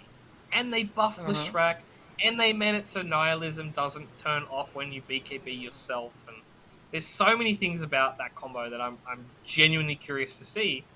Team QX, by the way, they're showing what they're scared of. Morphling. Blue Druid. I'm cool. I'm very cool with that. Like, Clarity spams both those heroes, and Lone Druid was pretty clean. And Morphling, he got changed, but I don't think he actually got nerfed. I think it's a nerf. So, yeah? The reason why I think it's a nerf, so like the old axe for Morphling, you could target an ally, you could do it outside in the fog so no one would know what's happening, and then you come in with 2 Earthshakers, you come in with 2 Willows, and they're not ready for it. Now you have to steal from an enemy. E-Blade combo is pretty bad. It's a lot worse now, because you don't get as much agi, so therefore it's just not going to do as much damage, and in general there's like less agi item build-ups early game. The side of it I'm curious about is he now a spellcaster? Is Morphling a spellcaster in the mid lane? And that's kind of what I want to see. Okay, I would want to see, but, you know, Kagat aren't, well, going to get a chance. QX, not going to give him the chance, and Kagat on the other side also banning out Puck and Pangolier here. 2 heroes that are still pretty reasonable against the Mars in the Eye, so fair enough, cool to see. I want to see what our next picks are going to be, as Anti-Mage is also being banned by QX here, so really just targeting against Clarity, and it's going for a nice safe line. Yeah, I don't mind this. It doesn't reveal much, so a lot of the time when you have the second pick, you pick 1 core, 1 support, and then because you get the first pick out of the second phase, you don't want to reveal another core unless there's something OP in the meta. It's a new meta, so they have no idea. They just go with a safe line pick, and no one's going to complain you have a line support, right? Like, it's 2 stuns, it's a nuke, it's a slow. He's going to be your healing salve partner, for lack of a better term, and he's just going to sit in lane and let that happen. I'm still surprised we haven't seen Enchantress or Chen yet, though. Yeah, I don't know. I think they're going to be really strong, but if you haven't practiced them, the game is very hard. Like, Chen is a timing-based hero, where if you're in the game at 30 minutes, you've probably lost. So if your team's not ready to play that ridiculous fast-paced, I wouldn't play it just for the sake of it. I'd play it in scrims and have some practice. Cool, fair enough. We got already practiced Miranda though, so we know that's going to work out too. Io gets to be paired up with somebody else as well on the other side, who may be a Lesh, who is currently untouched, and anti-mage bans do point me towards it. Yeah, I would have Lesh Shrek straight off the bat there if I was them. Like, Mirana's great, obviously with the Mars combo, but you've got no anti-mage. They're not showing their mid laner.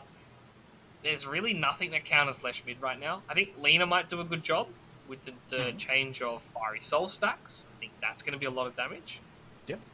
Void Spirit's probably still decent, but outside of that, the hero pool is pretty average against Lesh. Well, time used, and the Spirit's End, who did get physically buffed and magically nerfed? It's hard to gauge. So it does more magic resist overall. So you need to take 571 damage, I think it was, to lose your shield. So like you might take more damage, but it does mean it stays on longer. Where it used to be 500, it's now 571. Everything else about him is better though. Cool.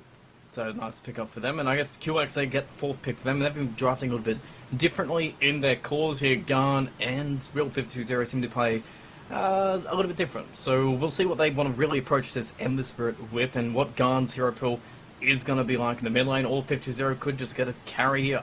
Honestly, I can't predict what they're going to be picking. That's true. I mean, Void Spirit's good against Ember. Cool. Quap's still good. Cool. OD's in the pool. Yeah, Quap. so go with the Quap. Safe, easy, good to go. Pretty average nerfs, I think, on both the Shard and the Scream. And I think a buff in the end to Sonic Wave, even if it wasn't in the text. No, it goes down by 30, 20, 10 damage scaling. Use the So word like 30 increase. less level 6. Yeah, it used the word increase, it went down. I think I read 9 cases of like the wrong word being used. Whether it be damage increase, damage decrease. Nyx has 2 wrong back to back. Someone wants to go check Nice. the All patch right. notes. Both of his are wrong. But There it's was a lot of definitely a text in there, nerf. to be fair. Yeah. Okay. Agshard losing a solid chunk of damage is huge as well. So it lost 50 damage on both ends, and that's quite a big change. I don't think the mana cost is going to matter. So Scream of Pain early has more mana costs attached to it. By level 3, it's back to normal. Okay. Cool. Just got to get to level 3. That's it. Level 18 easily on a cop, which isn't too hard to get. Not something. Wait, the Scream, the cheap. Oh, okay, that's easier then. But Like- still, if you want to level it up at 18, that works too. Good I stats. can't get all the way there with level 2. I need to see it now. Well, final bans as well. Razor going, a few more heroes going. Razor, I guess there's some Mars as well. Razor carry still seems pretty on top. I know the static link was the one thing that did take a dime. You can't static link the same target twice at the same time. Yeah, so I'm curious because I was having a chat with a Razor spammer, and I was like, it's got to be the same. Like, you can stay on top of your core, you have faster movement speed at level 20, which is a 6-second damage removal, and he made a big deal about that 6-second talent being removed, and obviously the static link changes. So it'll be curious to see how it actually fares. Not today, obviously, getting banned, but it does show that Gagaka's still scared of that playstyle. And actually, Lifestealer as well. I saw the resurgence of Radiant's Lifestealer before. That was surprising.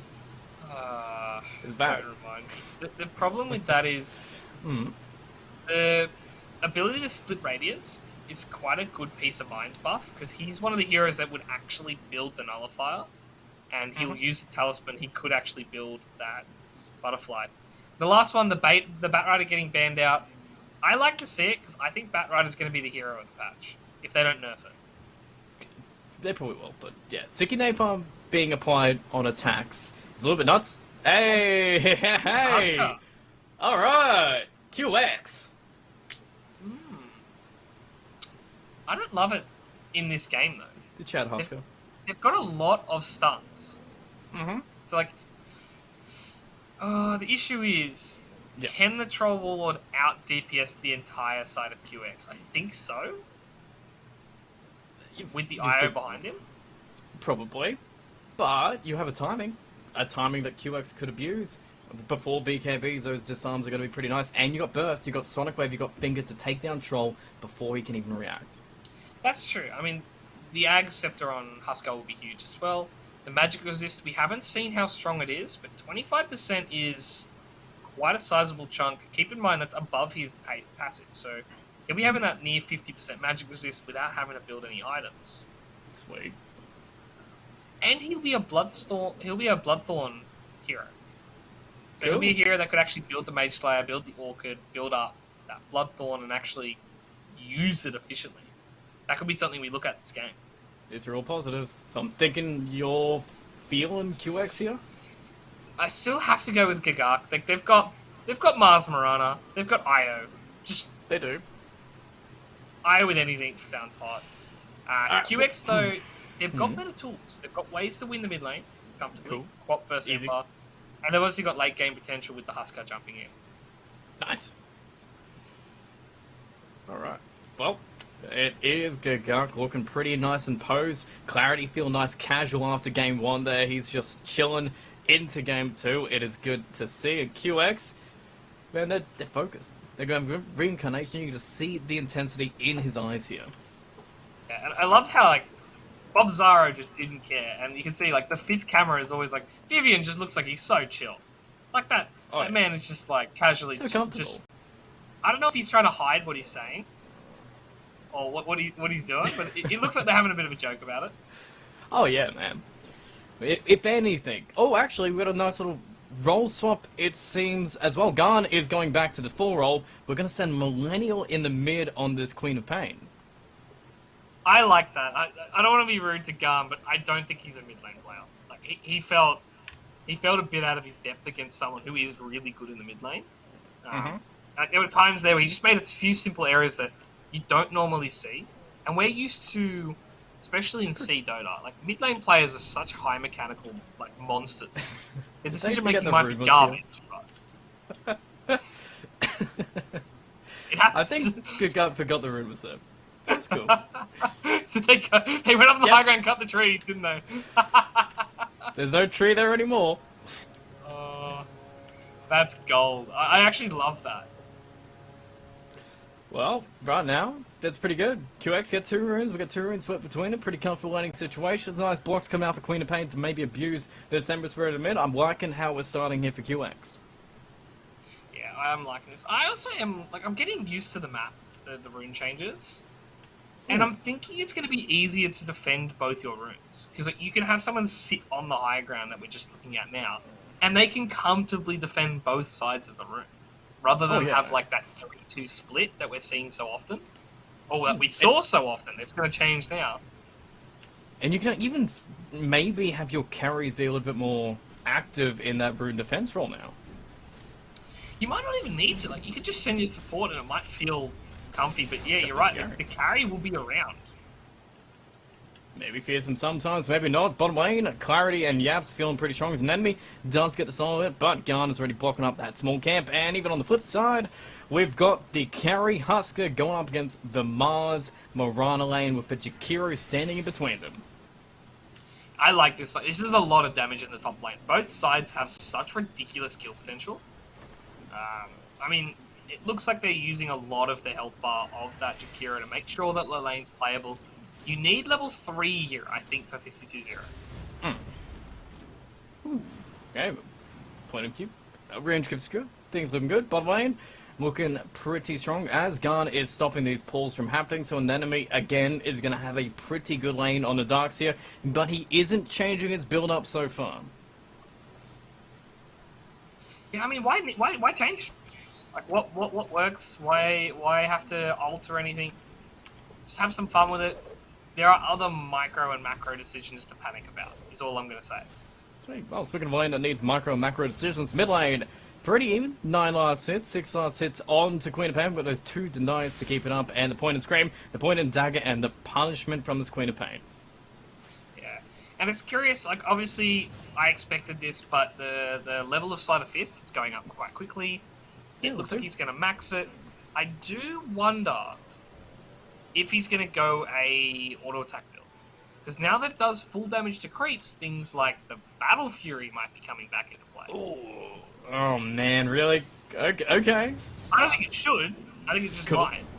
Okay, fair enough. I'll take that. We'll see which way he does go. For now, it's just going to be all corrosion, but that's normal for Ember as we need. Bottom lane, how are we doing? We're running down, training away Yaps and keeping the pressure on. Clarity does zone out too, but we are getting a pull off in the back. And top lane, so far, no first blood being drawn, but a lot of pressure on 52-0 here. Yeah, I mean, this is fine. 52-0, he already has the level in passive, got 1 bracer, he's going to go the armlet. Armlet, by the way, I think it got the least significant nerf I've ever seen. Uh-oh. What was it? It's 5 extra damage a second. Mid lane, by the man. way. Big ball coming out. Hey, dives come in, daggers come in, Fairy Fire's been used on both sides, he got some right clicks to blink on the high ground, and maybe... Oh my no! His Creep Possessor's gone! Ah! I was talking about the slight misplays in top lane. 52-0, might be baiting. Opportunity, Dag comes back, burns him out, Cougar very low, but whoa! Hello! That's a delete if I've ever seen one. Yeah, I mean, this is great so far for Gark. Again, it feels like they're winning the lanes. I don't want to harp on about it, but Millennial, turn off auto attack after spell. It can't be real. It's the worst. It is the worst mechanic in Dota. Well, so for what it's worth, 13-7, comfortably getting XP, still able to keep some pressure on, and he will be zoned out by Ember Spirit for now. But other than that, he's having a pretty alright time in this mid lane to be able to work with it, and these side lanes. No one is getting crushed, and enemy's having a good time. 52-0 might not have as many last hits as he wants, but still, he's not dying too much. He's not getting completely zoned out. These lanes are going alright for QX. Yeah, that is true. I mean, I'm looking at mid lane right now, and Ember Spirit's getting bullied. Like, there's no other way around it. He is not having a fun time. Even with that kill, he is still struggling. 3 points in Dagger. I mean, you're up against a melee hero. You might as well. Like, if you're going to commit to just winning the lane, make sure he hates his life. Oh, he hates his life right now. You can just see it. Millennial's just sitting up the front. There you go. Every single time Slider Fist comes in and a dagger comes out. But I guess it is going to be diminishing returns if Queen of Pain can't farm too much out of this laning stage. That is true. Top lane, by the way. Another 50-0 going in. Kaguga is going to be dead. Very low, though. 50-0 could turn if he wants. Bobzaro has a point as W, so he's just going to clean you up with a God's Rebuke. As Jakiro is going to try and dual breath and work you down the slow way. But actually, Bobzaro is fine. Mid lane, Ember finally goes down as Quap and Guns rotation in. Will make sure he gets punished for it. Yeah, and I like that. They do it right as he hits level 6 on Millennial. So Millennial, he now has that advantage of having that extra half level. Not that he has the mana for it, but he can use the ultimate to get another kill. Alright, well, see what he can do. There is definitely laning opportunities right now because Clarity, he's getting all these creeps being forced into him under the tower level 4 on Troll. 500 HP and Garn is going to be just sucking you dry as you lose all your mana and your HP moving forward trying to get Garn now, but we've got Surge to keep away, so they're just juking around and messing with Clarity, but overall this Troll still isn't exactly being pressured too much. He's still getting last hit, still getting denied, and now being solo in this lane, he's just going to get solo XP on top of it. Yeah, and I like what he's doing. He's actually building the Battle Fury, so I think our Ember Spirit nightmare of having a Battle Fury won't be happening. Cool, alright, I can live with that. We'll see, top lane, maybe a little bit of aggression. Arrow's going to hit 52-0 somehow, and Ice Path defensively to keep people back, but the damage is already done as 50-0 pops his one, but I don't think Bobzaro is going to let him go. He will give his life up for it if he gets this kill and with the commitment on the tower. Yes, they will, and Bobzaro, he cannot survive this as we got the Sonic Wave coming out from Millennial, and it's speed to get the Jakiro, but it's a double kill for Quap in the end as QX responds. Yeah, and you will live with that rotation every time for Gagak. You made the Sonic Wave get used, and you still got the kills you wanted, and you got them first. Like, sure, you gave a lot of XP to Millennial, but it meant that your Ember Spirit can come back into the game. Oh, he got space. He can finally farm. And Quap, actually, he's rushing towards a BKB this game as well. Interesting. He's worried about there's a lot of magic bursts, like obviously the Spear, the Marana Arrow. They've got ways of bursting him down. I kind of want to see where he goes after the BKB. Is it just going to be the Kaya Sanj plus the Shard? Top lane, they get another Arena's one. down. Put up the arena, somebody's going to die into it, and 50-0 is just going to try and hug this lane until he gets 6. So things are a little bit rough, but Husker as a position 1, how does this fare when your lane doesn't go so well? Is his lane going that badly? Like, you look at the farm, he's the lowest of the cores, but I feel like you're okay with it. He's going to be able to farm his way back in. He's going to have an armlet probably about the 10-minute mark, and you live with that. Like, Husker's not a good laner. He's actually probably one of the worst carry laners in the game right now. Fair enough. Seems like he's better in the 1v1 situation. Could we have kind of swapped these lanes a little bit? Would you work the Husker mid if you had to? I mean, Husker vs Ember is notoriously Husker favored, so like that would have been fine. But then you throw out a kill to like who's ganking when, who's farming what.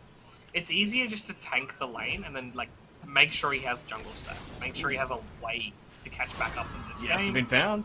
Dagger Hex, no saves, cannot tether himself to Ember, and Millennial are killing spree right now. It's currently 5-1-0 top net. We're ready to push in this mid tower too. QX, they're getting a good start. I guess the weakest portion of game 1 was kind of gone on that Tinker timing, but Quap doesn't have those same issues.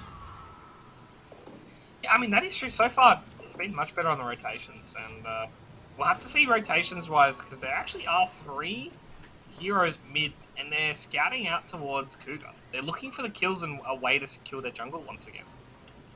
Cougar under ward, just sitting here, saying, hey guys, what's up? Farming your jungle away, thinking that they're getting the advantage here. They're keeping the jungle away from the Husker, but they will be zoned upon slowly as Garn got to be moving forward, not going to actually be able to get in Hex range as the ward is going to catch them out as they're making their own rotation unless they bait it out. Okay, Arena going to get put down, Hex comes on in, Garn's going to be dead first, but can Cougar die because of it? We'll see as the Blink's going to be held now, so he blinks on the low ground. Millennial, he will fall in, but so does Ember as the Sonic Wave will not keep him back as they just collapse on him and kill him as the greed will cost him his life.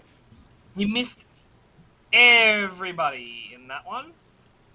And it's a shame because Ember had already thrown the remnants. Even if you do hit the Ember, I don't think you're actually going to slow him down.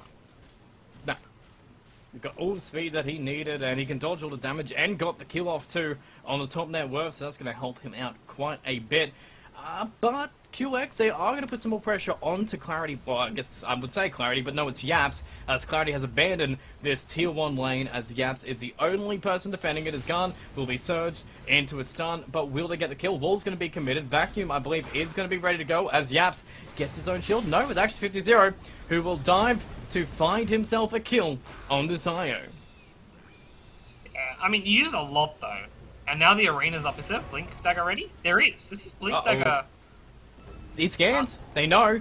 Actually going to get the surge away to dodge the spear. Nice play. Goes in, though. 50-0 going to be moving forward. As zone up, so the dagger's going to come on up, and the bending spears are going to be enough. Nice start coming up from Gun. Doesn't hit Bob Zara yet, who's looking to get the clean on kill, but he can't do it. A Starstorm will be enough, but Ember is going ham in the backlines. Already found an enemy. Is Lewiska going to be trying to juke away. It's gone. He's just going to be hiding in the trees for his goddamn life, as Millennial did make it up. Nice on the Cougar, but Ember is running out of mana. Yap should help out. A little bit of damage. Slider Fist has done it, but the Ice Path going to be holding him in place, as Sonic Wave is not up yet with 37 seconds. We have Dagger, we have Blink, we have damage, we have 4 points in Scream. We just need these cooldowns to be low enough so we get a kill, but look at Yaps juking around, making sure Clop has to contest so much time here, and even Jakiro, he never even left here. Do they try for it?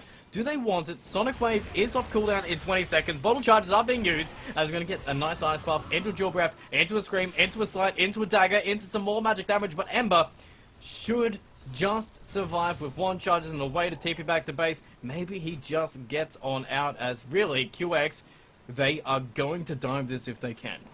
Yeah, I'd be very careful here if I was Ember. Like, you've got the Remnant to get back in and out. You've got the Mars Arena still up, so he could come down here again. I think they're just going to want to switch. They're just going to look for this tier 1 mid, and this is a better fight for them because, yes, Sonic Wave's up, but they've got nothing else ready. Millennials blink away to safety, knowing that Bob Zara has a blink, so why contest it when Mars is looking for his arena that he didn't use in the bottom 5, but we have a smoking situation. QX looking to take on mid, try and find something that he can get, but Jakiro, he's going to be waiting for the initiation to go for him as he sees him in the trees. They know he's going to be there, but the tower's going to be pressured. As he's going to wait, Bob Zara is looking for his opportunity, and he will find it, as Jakiro will be found into an arrow that Quap could tank, or not even need to, as we waited too long to get spear damage, as 50-0 even came across, but we've got a kill. Maybe coming out from Millennials, the Sonic Wave being used, and Drump on Screen of Fame, 50-0 does get 1, as Cook's going to be dead, but the tower has already gone down around it, as an enemy will not get his initiation, as both supports go down, but the tier 1 tower mid is the bigger prize here.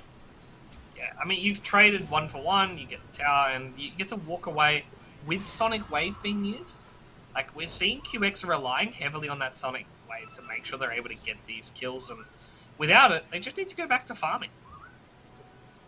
Well, that's what they're going to be doing. Clarity has his Battle Fury done. That's a pretty scary time, and even Angel Sax on top of it, level 9 on this troll, so he is going to skyrocket probably higher than what 52-0 was going to be doing, as he can't farm as fast at all as this troll. Yeah, I mean, the other side of it is 52-0 can take the Roshan. Roche. Ooh. I don't know when he's going to, but you can, as soon as you have Armlet, you can Armlet toggle through the world, and now bot lane, they're looking for Millennial, and they're going to find him. Nice spear. Bob Zara always goes in, but we've got a decided fight as we're going to 2 ways. Gun. Actually, Ember went for Gun, which allows Millennial to survive. That's fine for QX. Yeah, the downside, Cougar threw the arrow right as they found the Quap, so he already committed to get the lion kill. At least you get one. At least one of them definitely goes down. If they had both walked away, then it would have been embarrassing.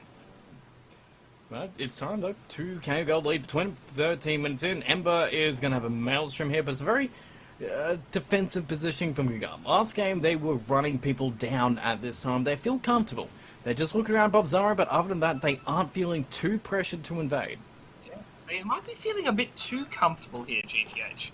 If you look at the bot lane, Yaps is pushing so far away from his team that even Garn saw an opportunity to get a free level of Finger of Death, and he's probably just going to walk in and stun lock and blow him up. I can't imagine him going to survive. Oh, if he does survive Garn, he won't survive Millennial, so it's either one of these arrows going to be able to blow away the 1000 HP IO who is farming. I mean, he's relocate if he feels like He might be dying. Maybe he can try and bait it out, but I think we've got at least one kill going back to QX here. Yeah. I mean, they're calling the go. We'll be jumping back in a moment. And I'm curious to see if he uses relocate to get away from the quap, and then they just comes stun back with with the line. Well, he's in the creeps. Gun's getting close. Waiting, watching, seeing him in his gold. He's got to get fatter. He's got to be worth more than before to make that kill worth even more for QX. That's fair. I mean, it's the little things, right? Speaking of, they see 52-0 on very low amounts of health here. They know exactly where he's farming right now. Uh-oh. Uh-oh. Bobzaro never flinches. Bobzaro always goes in. Bobzaro will find 50-0. An enemy's going to TP in, but it's going to be too late as the combo is too fierce. And then we're going to be surging in after going away for a couple seconds. But I think you want to resurge the other direction if you can't get your team there in time. As Garner's here. There's no finger, I believe, ready to go. There is an ice path in the setup, and an enemy is waiting. They think the vision never. Bobzaro always goes on in. Arrow going to be hit by an enemy in the back. Down to half HP. The Sonic Wave will turn them back for now, but the Ember is just going to go on the back lines. The Relocate is bringing in clarity, and they're bringing in those kills. Already killed 2. Looking for more as Jakiro will ice path them back for now, but he's giving up his own life so that Queen of Pain can just get away. Yeah, that's a huge play for Gagak. Once again, they look like a completely different team on the new patch. Like, this is a team that's playing 5-man Dota. And it's rude to say, but they weren't playing that coordinated before this patch. Maybe it was just a bit of fatigue. Maybe they just needed to figure things out. But right now, Roshan, going to be a 6k net worth lead in a second. Battle Fury's up, and they're still fighting with Troll Warlord. That's real cool. And it's even working around relocate timings as well, so he can farm safely, be brought in by Yaps anytime they need to, and now has 2 lives to go through it. The lane that Amber was having a rough time in, he's now evened up that net worth with the Queen of Pain, and then Bobzaro on 2 back-to-back performances on Mars has just been playing amazing in the soft lane role. Yeah, and I love to see it, honestly. When you see these off lanes having the time of their life, I mean, we're seeing reactions. It doesn't look like they're overly enthused with their own gameplay here. Well, I mean, when it's, you know, tried and true, this is normal gameplay for them in their pubs and maybe in their scrims, and now they're bringing it to the big screen. That is true. I mean, I gotta keep in mind that not everyone gets overly hyped as I do for no reason. Like, I play a pub game and I get hyped. That is just a hype game. It just is. It's the highest highs. And goddamn if it's not the lowest lows. Oh man, we've all felt it and we've all tried to climb out of it, but sometimes we all just trip back into that hole. But hey, right now, QX are in a hole. It's a 5k gold hole with not as bad as game 1 though. Like, it doesn't have this fearsome timing. They've got some pretty strong arms and some pretty strong abilities, and Bobzaro, if he is found, he can't initiate on you this time. Yeah, and this is so awkward. The Husker's not here. And here we go, Arena. Oh, Jakiro. It's just Jakiro, though. Has to walk back. Doesn't know about the relocate on the back line. Oh, no. The Vision's going to catch out this Quap and just instantly go on. And now Millennial's out of here. Gone dead. Disaster. As we don't even get Bobzaro. We get his courier. As now it's gone. Trying to juke away. He's going to be found by Cougar. And Bobzaro is waiting. Again. Please high-five my man before you kill him. Or you can just clean him in the best high-five possible with a shield to the face. Yeah, and now that's probably going to be another tier 2. They have the Fortify to stop this, but right now, I feel like you jinxed them, did you? You're like, it's not a big lead, and then you just take a disaster fight where you get nothing. You get absolutely nothing for the fight. They got a courier. You're right, they got a courier courier. as well. I'll take it back. See? There's some timings they can abuse, and it does. I mean, Husker is 1,000 gold almost away from a BKB. 1,400 gold. And I'm curious to see how they play it with the BKB, because once he gets the BKB, I feel like Clarity is going to be in a position where he can actually start man-moding the Husker. And with the Whirling Axes, it should be pretty good, and they've got the late-game counter. If it gets to it, the Whirling Axes piercing spell. I mean, oh yeah, the brand new level 25 talent that I saw gave him, so that'll come in handy if we get there. But right now, Jakiro is going to be sun comboed up again. As Gagak get another kill, 22-12, and the tier 2s are just crumbling. There are no towers left on the outside of their base. Yeah, and I love this from Gagak. They're just rotating so smoothly around the map, They have Aegis, so they can pretty much do whatever they want. And they're doing exactly that. They're making this BKB timing incredibly abused right now, because QX don't want to fight without it. Gun won't be speared, but he'll be kept away from the base. And the enemy is looking to get his wall combination. Ooh, hello. Arrow down the half. A pretty big bait if you want to go into him. They're going to slide him, do the arena around him. And the vacuum will come out before he dies. So a fight with a Sonic Wave comes out, and they go too far forward. Battle Trance does get popped out instantly. Moving forward, Quaff isn't going to be dead yet. He does just try and jump against Scream, but at this arm, it's massive from Fit20 and gets them the Aegis. Can they kill him twice? Ice Puff will go down. Fit20 trying to get the spears on, but nope. Won't happen as Relocate saves way too big, and we're going to see who comes back. Is it actually going to be Troll? Are they going to fight? No, Troll's already out of here. Troll's top. He's done. So, see ya. An enemy brought back. Oh, no, an enemy brought back. Oh, I think that's a misclick, because he saw Clarity farming top lane, so he knew they weren't fighting it, and yet he brought back to try and get involved, and now that Blink Dagger is going to be very slow. He's not going to have that for a very long time. They did save their T3 though. In a pretty good coordinated defense, well from QX, so they gave themselves some more time to get that Blink Dagger. The BKB is also done on Millennial at this point. 50-0. He's going to have his BKB at next fight. Clarity might have his too. Like, we got to keep in mind, he's only 1200 away from it as well. And Clarity may just be farming twice as quick as the Husker right now.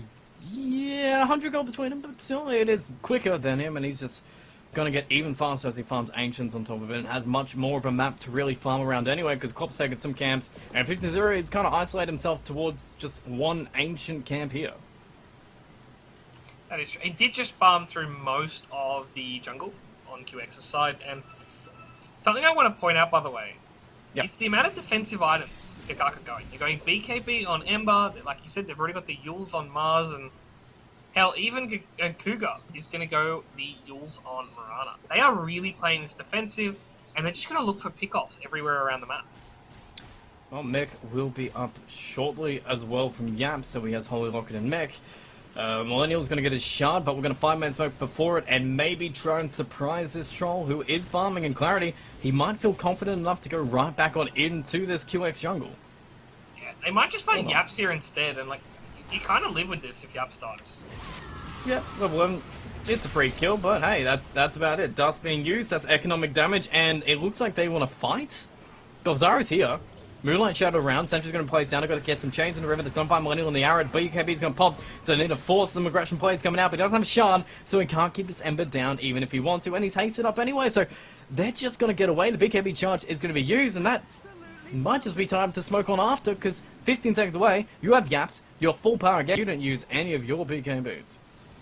Well, Clarity has his now, so it's pretty huge timing now. They are out of Spirit Vessel charges, by the way. That's a pretty big thing against the Husker, who is just doing so much work in these team fights. Hopefully he can keep doing it, as the Ags looks crucial this game, but he's also showing mid with no one around him, farming up this mid lane, going to creeps, and doing his farming triangle. Ancient camp, that's the next camp on his route, up on in there, but the scan will make sure he does survive. They got Gigan. They knew exactly where he was, and they won't find him, but they will lose that Ancient camp around it. Yeah, I mean, it is a double stack, so it's a bit more money than normal, but Clarity, he's going to be unhappy with this. That's the BKB reveal that they're looking for, and they're not able to find it, and now the smoke back in from QX. They should really be able to find the Ember here, but maybe not. Clarity's just gonna He's going to be seen. Better get some damage. We need some more control, but we don't. Actually, we found Ember. Can we burst him down? Sonic Wave, force off out of the ice path, trying to get more healing coming out of the Relocate. It's going to be enough to get him back, but Ember comes back in. Going to get all its regen coming out from the bottle charges that he was able to get by going back to the fountain, but an enemy is in the middle of the arena. He's put the wall down, he's done his job, and basically trying to go for me, guys. Just kill me. Leave everybody else to reset and go in on after, but Troll has got a juking potential. He could run back around behind them, try and find someone with spears, almost actually slow down the Whirling Spears, but nah. We're just going to be going straight high ground if we want, as the creeps are spawning, and Clarity, his BKB's down, but you've used everything you've almost got with his high ground defense. Except for Macrofire. I mean, what do you still have? The Finger of Death plus life break as he's going to get arrowed in the back line. They might just go back towards bot lane. Bot lane, by the way, they left it at 600 health, so this is going to be the first tier 3 of the game. Yeah. Jukira is still holding Macrofire just in case.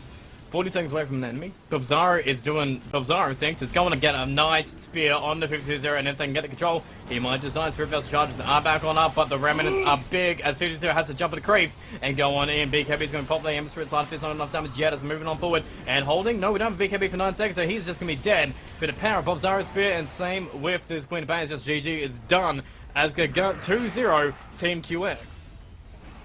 In a dominant fashion too. Like game 1, it was pretty topsy-turvy, but they started to power through around the 15 to 20 minute mark, and it felt like Elgato were doing the same thing. They were starting to ramp up at the 20 minute mark. They got their BKBs, they got their Aegis, and props to them because they really cleaned house here. QX had no chance from about 15 minutes in. Oh yeah, 29-15, good solid drafts from Gigant as well, so it is just real strong, and you can see Team QX, they're not feeling exactly too happy at the end of that one. Vivian, he still looks like he's in an okay mood at the end, still comfortable, but yeah. Gigant on the other side? Well, okay, they are posed, man. Kyuga's smiling. One guy's having a bit of fun with it. Exactly. You got to remember, like, this is the first instance of them winning. They now know the long road they have ahead to make this playoffs bracket. Well, it is a success story for Gigant to get the 2-0 on them. Team QX, their debut, unfortunately didn't go as well as they would have hoped, but this is some points back on the board for Gigant, who were feeling so demoralized after the first week, really. Yeah, it's hard to get up when you're just getting destroyed 0-4 like that. But again, if you hit that rock bottom quickly, if you have those team comms, those issues in the first few games, you can only go up from there. It's either up or disband. So I'm glad that they tried harder. They're pushing it through, and they're looking like a really good contender right now. They're looking great. Oh yeah. Well, speaking of two great teams as well, our second series, Team M11 versus Atomic Esports, still feeling pretty hype as well in a brand new patch. I'm excited to see it, and it's coming up after this break.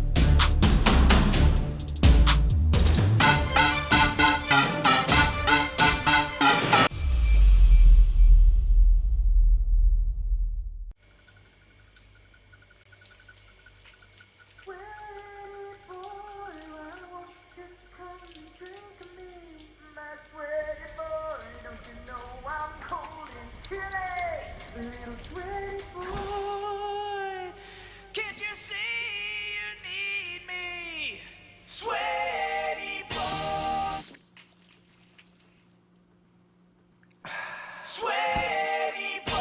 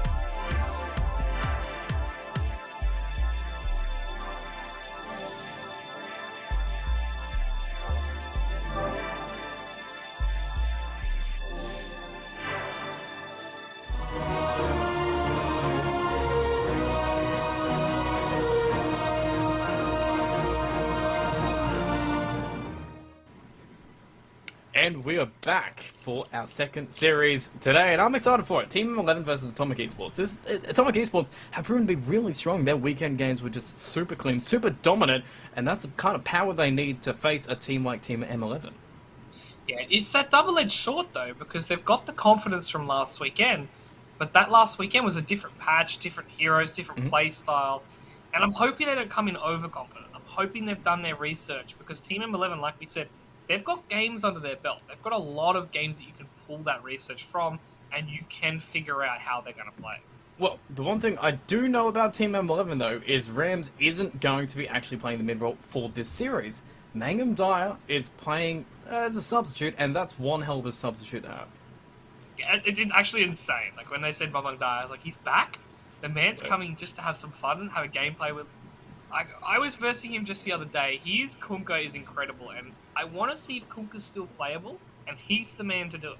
Alright, I love Kunkka, I love Kunkka gameplay, I love things around it, and even actually, it seems as Atomic Esports, they have their own stand-in. I believe SIRC is also standing in. I'm not exactly sure which position he is taking for them, and still, a team that played so well on the weekend, being very confident in their players, that's also going to maybe make it a little bit questionable there. You have one standing in the mid-role, but it's a very strong player, and you have another standing on Atomic, who seem to be needing their team to be cohesive.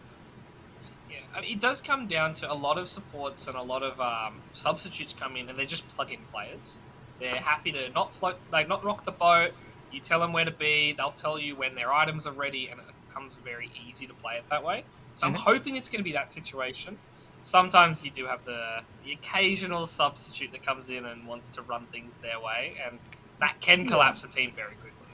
Well, let's see the teams. Team M11 to kick it off with big names coming on in, big games as well, but they did go 1-1 in their series on the weekend, so they aren't unbeatable.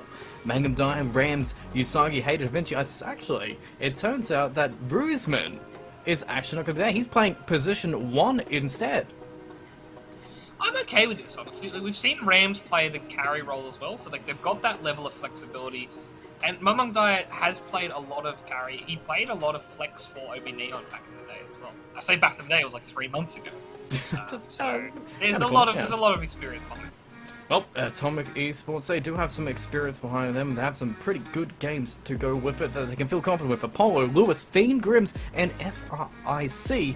These guys have one hell of a good support, Joe. They have one hell of a rock in that off-lane and a fantastic mid player when he gets those matchups and able to feel it. If the carry roll's a little bit different, it still feels like they do have the pieces that they need to be successful. Yeah, this is an interesting team because I feel like they've got no breakout player. They've got no one player that shines above the rest. They are really a win-by-committee style Dota, and I love to see that because obviously they're all Filipino boys, they're all having a bit of fun together, and it does show that they have confidence and just believe that they're always going to have the backs of each other and always going to have these fights and make sure they win them. And players that really have to have everyone's back, that position 5 role, and Havinci and Grims really proved to be that security. The backline, the guy you always know is waiting behind you to make sure you survive, and even Havinci and Grimm as well, they are roaming around the map so much, they're very dynamic in their position 5 play, just balancing out both offensive and defensive playstyles, and being pretty successful at it. Yeah, it's going to be really interesting to see, because both of these players have shown that they're able to think outside the meta box. Like, yes, sure, you've got your Miranas, your Weavers, your Banes, etc. But these two are very happy to pick out of that realm. They're really happy to play fast-paced Dota, or take a back seat, get that farm on the priority or 3s, etc. I'm curious to see how they react to the patch, because these are two big-brain players, and they're going to come in with some interesting thoughts. Cool. I mean, we've seen so much actually from Team 11 Atomic Esports. Do you think either one of these teams is going to have a little bit of a difficult time adopting the new patch here? It seems like they should be all right around it. I mean, at the end of the day, I don't think the previous metas are dead. Like, you've still got your Mars Mirana, that's safe, your Void Spirit, your Quops, they're all safe. Even your Medusas, I think, are pretty safe. So, worst comes to worst, you fall back into the old habit, and you're not going to be out of the game. So I don't think there's any reason to say that these players, these teams, aren't going to be able to play in the new patch. It just might take a bit of adjusting. Cool. I mean, what we got them, we know what their signature heroes are going to be. And Grims love Shadow Demon. Shadow Demon got an extra ability, I believe, coming out with his Ag Scepter. I'm forgetting Men's Shard. So Ag Shard now gives him half of what the Ag Scepter used to. It has the defensive side, so it gives the Dispel constantly and then heal your ally. But they've split it, so you don't have to waste charges. That's huge. I actually think that's an underrated buff. And it means the Axe is going to give you 3 charges of each, which will be huge. 6 charges overall. That might just be... That, honestly, kind of might be first pick worthy. And even Team M11, these guys were willing to pick the Enchantress before the changes on top. And Enchantress, I mean, we've spoke a lot about Chen, though, but Enchantress has also got some more offensive changes as well. So they want to try and keep that kind of 4 role for her. Yeah, it's interesting because obviously the double damage on illusions and creeps is pretty cool on Impetus. The mana cost reduction is also huge early for the Nature's Attendants, but the big thing you want to talk about, obviously, those extra creeps. She can grab any creep at level 1, which is probably better than Chen, because you can grab those big boy creeps early and actually really abuse the lane with them. Oh yeah, you can even abuse those suicide creeps as well, like the Tomato Creep, both the Hellbear Brawlers, one gets attack speed, the other one gives damage, and if you time it with that 60-second cooldown, Suicide's in front of the tower, you've got a pushing machine on top. I want to see how that works with Impetus as well. Like, you get a couple levels in Impetus, you get that attack speed, and you just start throwing spears at a rapid rate. Like, that's something I want to see. I also want to see if you can combo Enchantress with a few of those summon-based players. Beastmaster, Rue, Lycan. Obviously, we talked about the Brood Mother quite a bit last season. Something like that could really work, and it would really make that death ball happen. Well, there's a whole bunch of flexibility as well, even in that offlane for Usagi. I know he loves Mars, but he's also been one of those pioneers that try to get the offlane Conqueror alive, and I'm sure he likes those weird, versatile heroes that you shouldn't be able to work or win this lane on it, but he'll try and make it work, and most of the time he does. I mean, the big thing for that is, like, the offlane Kunkka, I don't think it was his fault when it failed. And it failed, like, when it fails spectacular. But when it works, obviously, we talk his praises, we sing him up. Like you said, he's willing to try new things. It is rogue to do that in official games, but I love that he has the confidence to, like, try and make it work anyway. And again, I want to see what they bring. I need to see these guys have their thoughts, because every team has a different way of looking at a patch, and M11, they're known for just trying to shake up the meta. Oh, well, while they're trying to shake up the meta, we're going to cut to a quick break while we get the second series to be nice and perfect, and everyone in that lobby nice and happy to go, and we'll get the action right up with you after this break.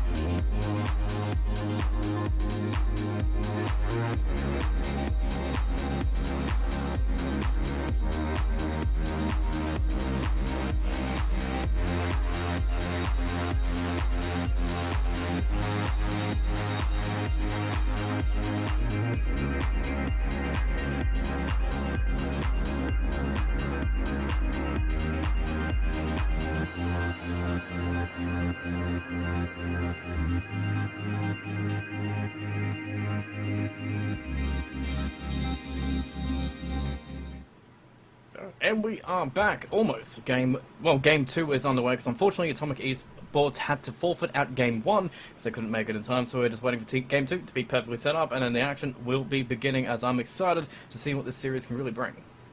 Yeah, I mean, we've talked it up so much, it has to happen. Again, like you said, there was a bit of a time communication issue, so luckily, they all made it in for Game 2, and that's the big thing. Like, we get to see at least one big boy game, we get to see Mum and Dai in action, and we get to see how M11 and Atomic Esports react to the new patch.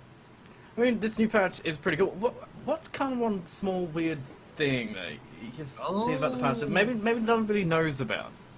We did mention this off stream, and I heard you get excited when we started talking about Chen. Love Chen. And we mentioned it, but they actually changed the magic resist on a bunch of these creeps. I don't know why. So there's a couple ancient creeps that have lower magic resist, which means you can take them quicker. And on top of that, stacking has become easier with the new creeps. I've noticed in some of these games I've been watching, the troll summoners mean that if you get 2 of them, you can actually stack the ancients 5 times. Don't ask me why that's a thing, but it's just apparently a thing now, because they actually body block the other creeps. Oh, right. Okay. Sweet. Nice. Chen buffs. Actually, even in our first series, I kind of noticed something as well. The pulls. Oracle did a pull in the Radiant on their small camp. There was Harpies there. The Harpies actually cast their skill and cleaned up that wave a little bit faster because there was more creeps as well. So even pulling is slightly more efficient now. It's going to make it so pulling's more rogue as well. Not even more efficient. Like Kobolds, for instance, have that disarm. If you get lucky and you disarm the range creep, it's going to be quicker. If you don't, it's going to be slower. If it dies first, it's going to be slower. And honestly, I love Dota because this is chaos. Oh man, this is my favorite heroes. Stacks, are the ones that don't have any actual RNG manipulation. That they're true chaotic. Chaos Knight, Barra Bash, to name it 2. It's just so much fun when you watch these disastrous plays happen from just a game error or a game mistake or something, a small little niche thing that you wouldn't recognize normally. Yeah, it's always good to get that classic, early TI hooks that work with TPs back from Chen. It's just still there. It's small, but it's still there. Honestly, I miss those days, and I'm ashamed to say I never knew about it until they did it at TI. And my most picked heroes at the time were Chen and Pudge, and I still didn't know about this combo. And I want to say no one did, because otherwise you would have patched it before someone won millions of dollars from doing this stupid thing. And I still feel bad for... Was it Tom Fu or Orange that got sent to the abyss? From memory. Because I remember a gyrocopter being sent all the way into that fountain. Yeah, it's things like that. It's always funny when you see them, but goddamn, could we bring that back? Oh yeah, I want to see that back. I want to see a mode where you can actually play previous patches just somehow in Dota. You could load in. That'd be pretty cool to play. The problem with that is, would that split the player base even further? And would you have people that just cling, you know how some people say, oh yeah, Dota 1's where you should still play. They're clearly wrong. Dota 2's just better every way. But you'd have those hardcore enthusiasts that would live on one patch and would never try new things, never look for the new meta. And then Ice Frog, all of a sudden, he's crying at home alone because no one's playing his new toy. No, he changed way too much. It's not Dota anymore for me. I can only play just one game of Dota. Actually, speaking of which, as well, Spirit Breaker. Gameplay does not change, but after the previous patch, he was super strong, and I thought at least Ice Frog would change him, would touch him, make sure he's a different thing, but he's still really strong. So, I've done the maths on it. I've done a lot of practice on it, and the big problem I have with it, the times he one-shots creep waves are still the same. So, it used to be if you got Spider Legs, if you got Shadow Blade plus 1 movement speed item outside of phase boots, or if you got the level 20 talent. All those 3 things are still true. If you have any combination of phase shadow plus 1 movement speed item, even a windlace, if you have Spider Legs, or if you have that level 20 talent, you still one-shot creep waves. So, they didn't nerf him. He still does the same thing. The mana cost, who cares? You still get 3 charges in your lane. You still can secure the range creeps. They didn't nerf him enough, and I'm happy because I play him, but goddamn, he needs to go. He needs to be tweaked a lot. Yeah, I'm surprised it's still so strong. In fact, I don't think any hero kind of got nerfed out, even Tiny. I was looking at Tiny and I was like, okay, carry Tiny's a little bit up. He's too tanky. You're gonna do something about status resistance, obviously. No, they kind of buffed his early laning stage potential by making that tree straight up 20 damage. It's strange because when you read that, it's hard to gauge if it's stronger or weaker. But I think he's more of a mid lane burst style hero now. E-Blade's better for him. Cool. And the way Toss works, he can actually do 1200 damage at level 20, which is insane to think about. Well, let's have a quick look at the teams again, just so we know. Team M11 still feeling as strong as we know. We also do know Mangdai is filling on in, so we want to see him perfectly in action as everybody else is waiting and wanting and raring to go in this new patch. Yeah, Team M11 have been waiting here so patiently. They want blood. I wouldn't be surprised to see them pick some early game death ball, like suicidal strat where they just want to get the game done as quickly as possible, send a message, and we'll see if they do that because we've seen M11 stomp some teams before. We've seen those 25-minute GGs come through. Well, Atomic Esports, they're the team we were waiting on. Unfortunately, they do not get Game 1. Game 1 is done, it's gone, and it's gone straight to M11, and Game 2 is their chance to get that point to even up this scoreboard for them.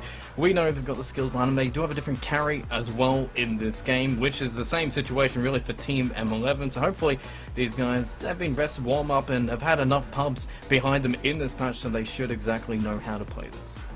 Yeah, I mean, it's going to be interesting because, like you said, even playing field, both of them having that carry role substituted in. And I feel right now, carry role, it's going to sound rogue, but I think carry role is the least important for team cohesion. Like, all you have to do, if you buy enough space, any carry can whack creeps. Any carry can win a game that you're already ahead. So the other 4 roles are going to be crucial for Atomic to make sure that they dominate and stay ahead. Yeah, it seems like 5 kind of suits that role. 5-4, very important. We saw it in our first series. These guys are the stability, really. Those liches in Game 1 were just able to make sure all the plays were good, great. They had the damage reduction and the initiation, and both these teams love those defensive supports on top. We saw Bane last patch, we saw Grimstroke last patch, Shadow Demon as well, and I'm sure these guys have such a diverse hero pool between them. Yeah, and I'm excited. We've talked about Shadow Demon for the patch quite a bit, and both these players, like you said, can play it. I think Havinci will be more likely to for this game and this series. And it's a hero I really want to see. Dazzle is also something I want to see. We saw the Oracle, it was a bit lackluster, but Daz definitely, I think he has a place in the meta right now as an off-lane hero, not as a support. Yes! Alright, I love me some Core Dazzle. That is some good heroes going. How do you like, actually, those changes? Just splitting up that ult into 2 ways. But the positive one, the negative one, and even the accepted that is a little bit nuts. Yeah, the issue I have with how they've done it is, as a support, you're going to need Holy Locket, you're going to need probably a mech, and now you're going to need an Ags on top of that. Unless you're playing the Midas style build, which is no longer good because you don't have cooldown reduction. It's cooldown per use of spell. So it only affects the spells now, it doesn't affect the items. I think that's a pretty large nerf. But his healing has been amplified to such a ridiculous degree that I think he's going to play in the offlane. I think he's going to get like that critical mass moment around the 25-minute mark. And then all of a sudden his team just turns it around and they're all unkillable. Well, fair enough, yeah. If you stay alive long enough, you're always good to say. And actually, a few heroes that I'm actually surprised at the change. Zeus. Zeus weirded me out. I don't know why. Why is Static Link your shard now? Why is that little tiny little jump, little, you know, rocket punch into the air, the Mario jump, his actual E? So, here's the thing. They've actually buffed both sides of the spells. So, like, Heavenly Jump now has a 2.5 second 100% attack slow and 100% movement slow. That's a stun. Okay, that's like, pretty good. Yeah. In all intents and purposes, like, you're basically getting leashed by Slark, but you can't auto attack back. We were theory crafting maybe he's a support right now. Oh, okay. Your max ult plus the max E, and you just run around like basically playing Mario, and you try to bonk the Goombas' heads, but with Zeus. And I think it could just work. It could just be a thing. Well, let's see. Game 2's underway. We've got a draft. We've got a draft between 2 teams. Atomic Esports and Team 11 could pick Zeus. They might pick Zeus. We'll see the bands unless they get Zeus. Maybe. It might work. Maybe you're on the same, you know, wavelength as both M11 and Atomic here. They just want to rush that Zeus here. I play as a lot of Zeus. I played a lot of Zeus as mid. Like, he's one of those heroes that can solo games, and we won't even see Pretty much. the Shadow Demon either. Oh, man. But I don't think people are ready for the Zeus possible. I think it's a bit too rogue, especially day one. Okay, keep it nice and steady between them. Ban your Shadow Demon because Grim plays it. Maybe ban Io again because last series that was dirty. That was too much vibe. Oh man, Kunkka. That's a shame, because I think Kunkka's nerfed. Like, they've upped the cast range level 1 on the X Mark spot, but they haven't given him the 16 strength talent. And honestly, like, the movement speed on X marks the spot, no one cares. Like, you get more movement speed on X marks the spot for an ally, less on an enemy. Enemies by that time have BKB, or they're just going to cop the X anyway. Like, it doesn't change it. So now you have to go... I believe the Torrent AoE is 15. I should know that. I'm going to panic double check. No. Alright, cool. Well, I'm going to ask Let's the same go question down. I kind of asked you last patch as well. Do you think position 4 Kunkka, like Zeus, is kind of the better role now?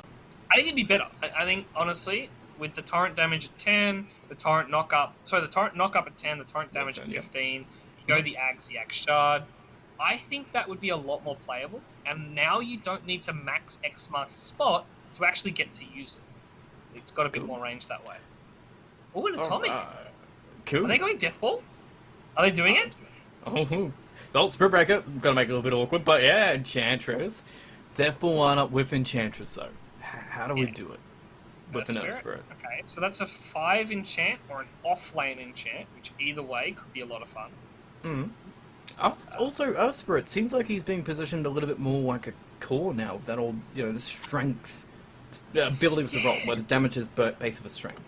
I don't know. I'm a bit inquisitive about how people are going to pay Earth Spirit, because like you said, his changes look good on paper, but I have a feeling he's going to play the exact same way. Like, all these numbers have been skewed around, all these numbers have been moved, and then people are like, yeah, we don't care. Yeah, It's the Earth Spirit patch. They always just change it 12 times, and we play the exact same game of Dota. I'm just going to build no. I'm good. I don't need stats. I'm going to die anyway. And Lena, a very early pickup from M11 too, and a very interesting pickup, because when I see Earth Spirit, I love looking at Lena. That's true. It does go both ways right now, because Lena, for those that haven't read through the patch notes, now has 7 stacks of Fiery Souls, and it procs for every enemy you hit. Not enemy hero, just enemy. And unless they've patched in the last 2 hours, it means when you Fiery Soul, like a Dragon Slave through a wave, you get plus 70 damage on all of your spells. Which is like the way that combo is going to work, it's going to be huge. Alright, I'm liking them. M11, they've read their patch notes. Like, these guys have seen the cool stuff, and like, yeah, Spirit Breaker, sure, great, fantastic. That's a remnant from last patch, but Lena coming out in their bans as well. Wraith King TB, interesting coming out here, and a PA instant ban from M11. Okay, the PA doesn't tell me much, because PA against Enchantress is actually quite good. It has a natural break, a break that you can build in 15 minutes. That's true too, yeah. Gotta remember that. I'm waiting for someone to abuse that, because I think things like Barra having a 15-minute break is disgusting. Like, you can have face boots, save your money, and get an Ag Shard at 15 minutes, and it does so much more damage. You can burst people with it. And I want to see some like dumb strats that just work. Yeah, I'm down with that. I'm down with those 15-minute shards, just game changing in the moment. But bans, I'm kind of. Yeah, they're slow. They're fine. They carries Darkseer as well, I guess. Maybe they saw an enemy's game, which was pretty nice. Didn't win the game, but it was pretty telling that Darkseer is still strong. A lot of people playing in their pubs. So a lot of high MMR pubs. I'm seeing Bat Riders. I'm seeing Darkseers. I'm seeing a lot of Lenas. I'm seeing some Void Spirits, some very basic picks. And I think they're the heroes you need to look out for. Especially the Bat Rider, which we haven't seen today. Not bad. But let me tell you, that Manta Bat Rider with the Agadim Shard, it's broken. It's completely broken. It's nuts. Why? But Morphling, Terror, that it's still leaving the Bat Rider. Who actually gets the first pick here? That's my question. First 6 Atomic, so they'll get banned pick here. Cool. Razor. Ban the Razor. Fair enough. Nice. 25 seconds to potentially pick up the Bat Rider. Invoker instead. I guess both teams have their mids, technically. That is true. I mean, I've been seeing Batrider getting played. Don't judge me for this. I've been seeing That's it it. getting played as a carry. Quite a lot.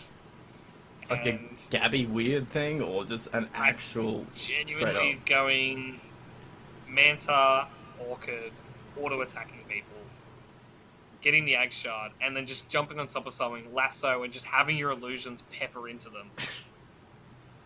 I'm not kidding. It's a plague on IMMR games right now. It sounds good. It sounds good. It sounds like new patch material. I like it, but man, out of all directions Batrider could have gone, right click, carry style Batrider. Didn't expect it. Gotta say. It's kind of strange because obviously, like every auto attack applying sticky napalm, on paper that sounds pretty strong. Then you realize illusions proc it. Then you realize it stacks. Oh, we're gonna get Techies! Techies is in captain's mode? I didn't even realize that myself, but yes, he is. Brand new techies.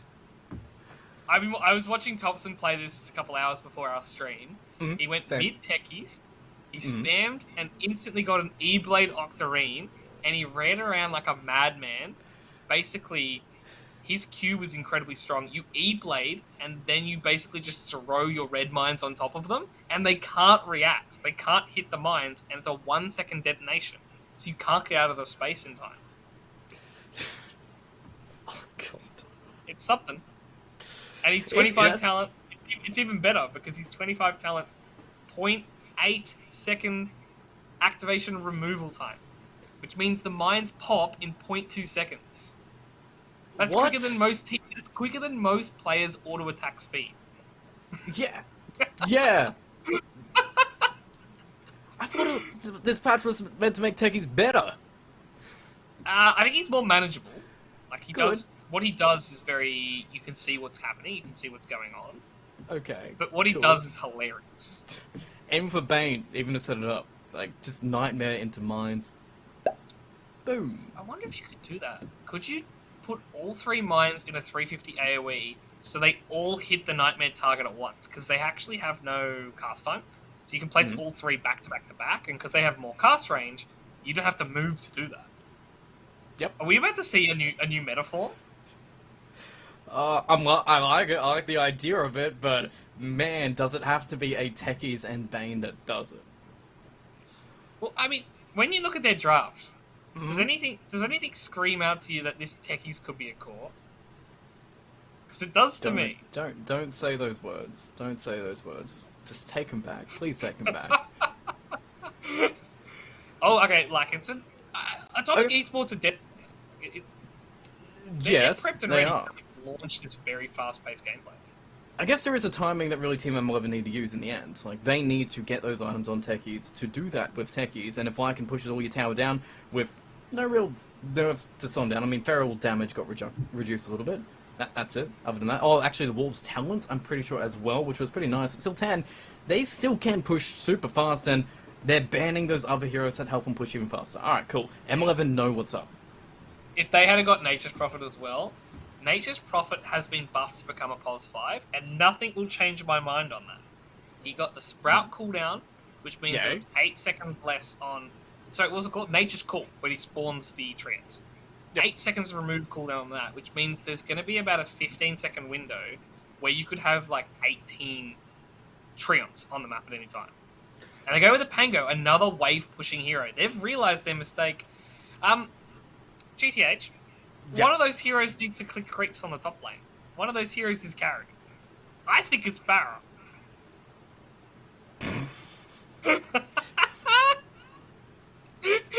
or better yet, it's Lena carry, mid lane techies. I'm down with mid lane techies. I think mid lane techies is gonna be cool. I like that. What is going on? I need to see it. Like I need to see it in my life. Yeah, this is a life-defining moment for both M11 and Atomic Esports, who might be the first team to lose to a mid-techies reworked in a new patch today. What I find wild, like we talked about it off screen, like Marcy's not in captain's mode, but for whatever reason, the techies rework is. And Yes. I'm curious if they've made a mistake. Faceless Void. So Oh, okay, offlane Lycan, like, that seems more standard. It is 4 techies, it's safe lane... no. It's carry Pango. Okay. Carry Pango, yeah. Rams playing carry, Boring. lane died, yeah. It makes sense though. So like they need a Maelstrom, they need a Blink, and they most likely will need a +1 item for Pangolier. The only way you get those items before the Death Ball's ready, make sure you actually have farm. Make sure you get that carry roll. Get Bane to start stacking for you. Hated. I mean, his name says it all. He's gonna make you hate it. Oh yeah, because I'm getting flashbacks. This man has played all techies, and he was dirty. Absolutely dirty. Just decimated games on the back of it, and now...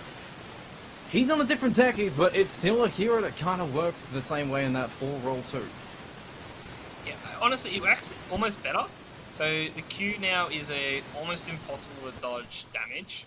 You do have the Void, probably one of the few heroes that can manage it. Unfortunately, all of his damage can be piercing through Enchantress's passive.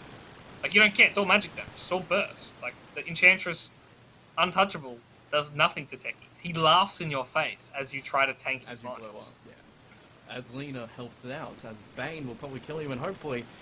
I mean, it still seems like a pseudo Death Ball lineup with a Void to back it up. Like, Atomic Esports still have a time of the workaround.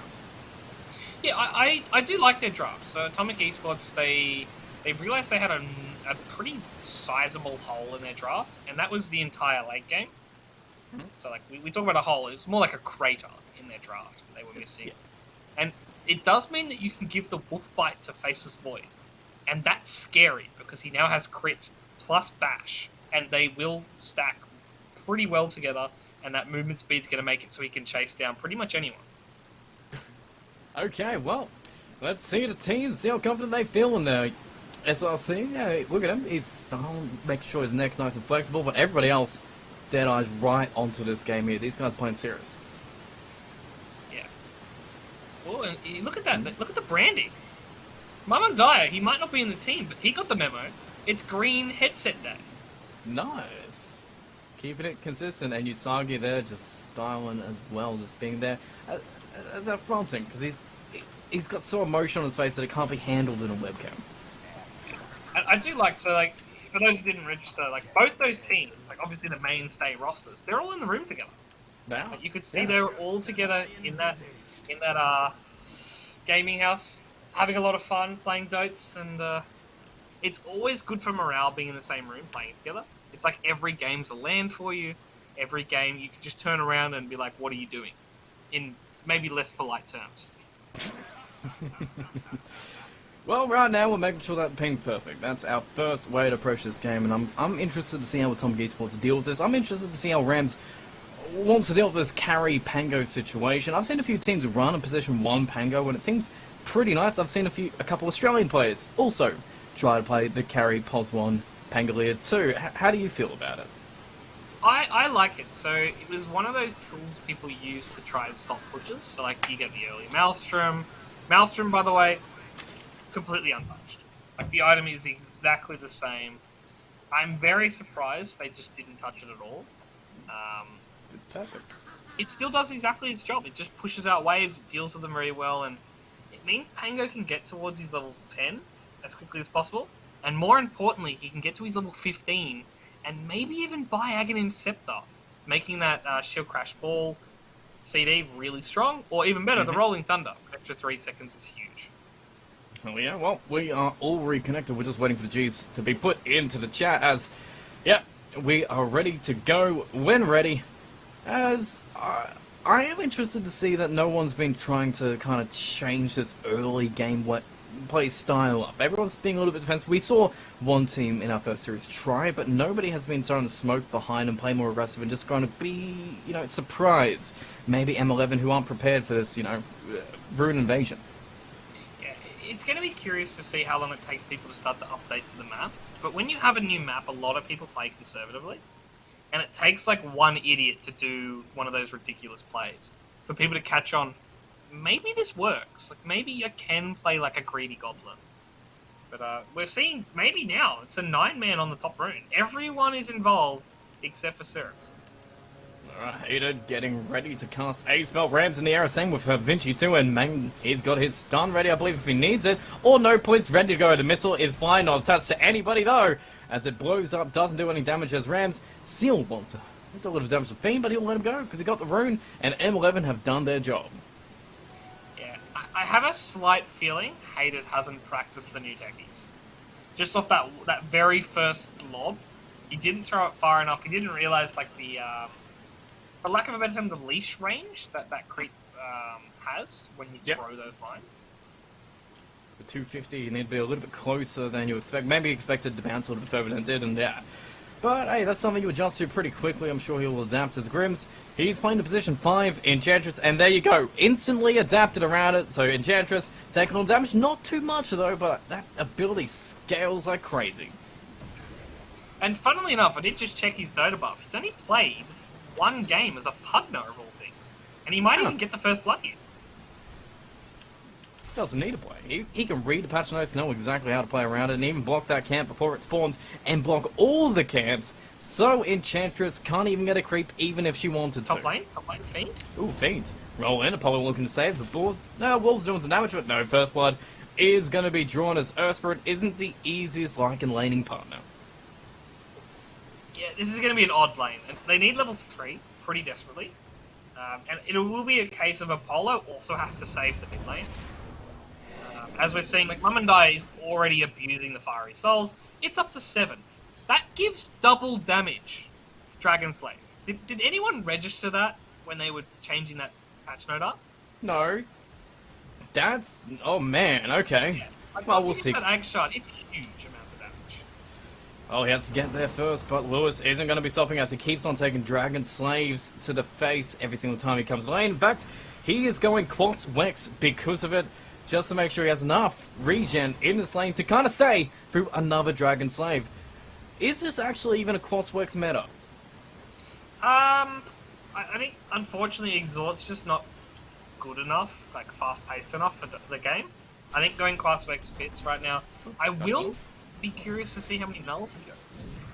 Mine eyes are going for Hated, bottom lane. We should get a kill. Grims does get one. Usagi is looking for bashes, but unfortunately can't get it done as he will charge, move on back, but we don't get the bash from Wood, so I'm down, as it's all about the chances, and right now M11, their chances aren't so successful.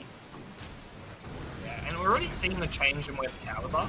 This off-lane Dire Tower is so far down the lane as top lane.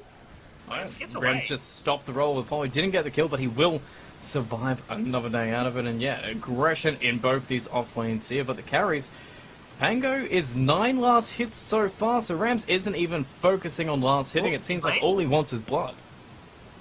Lewis? Lewis? On charges. Selves. We good, but this is rough.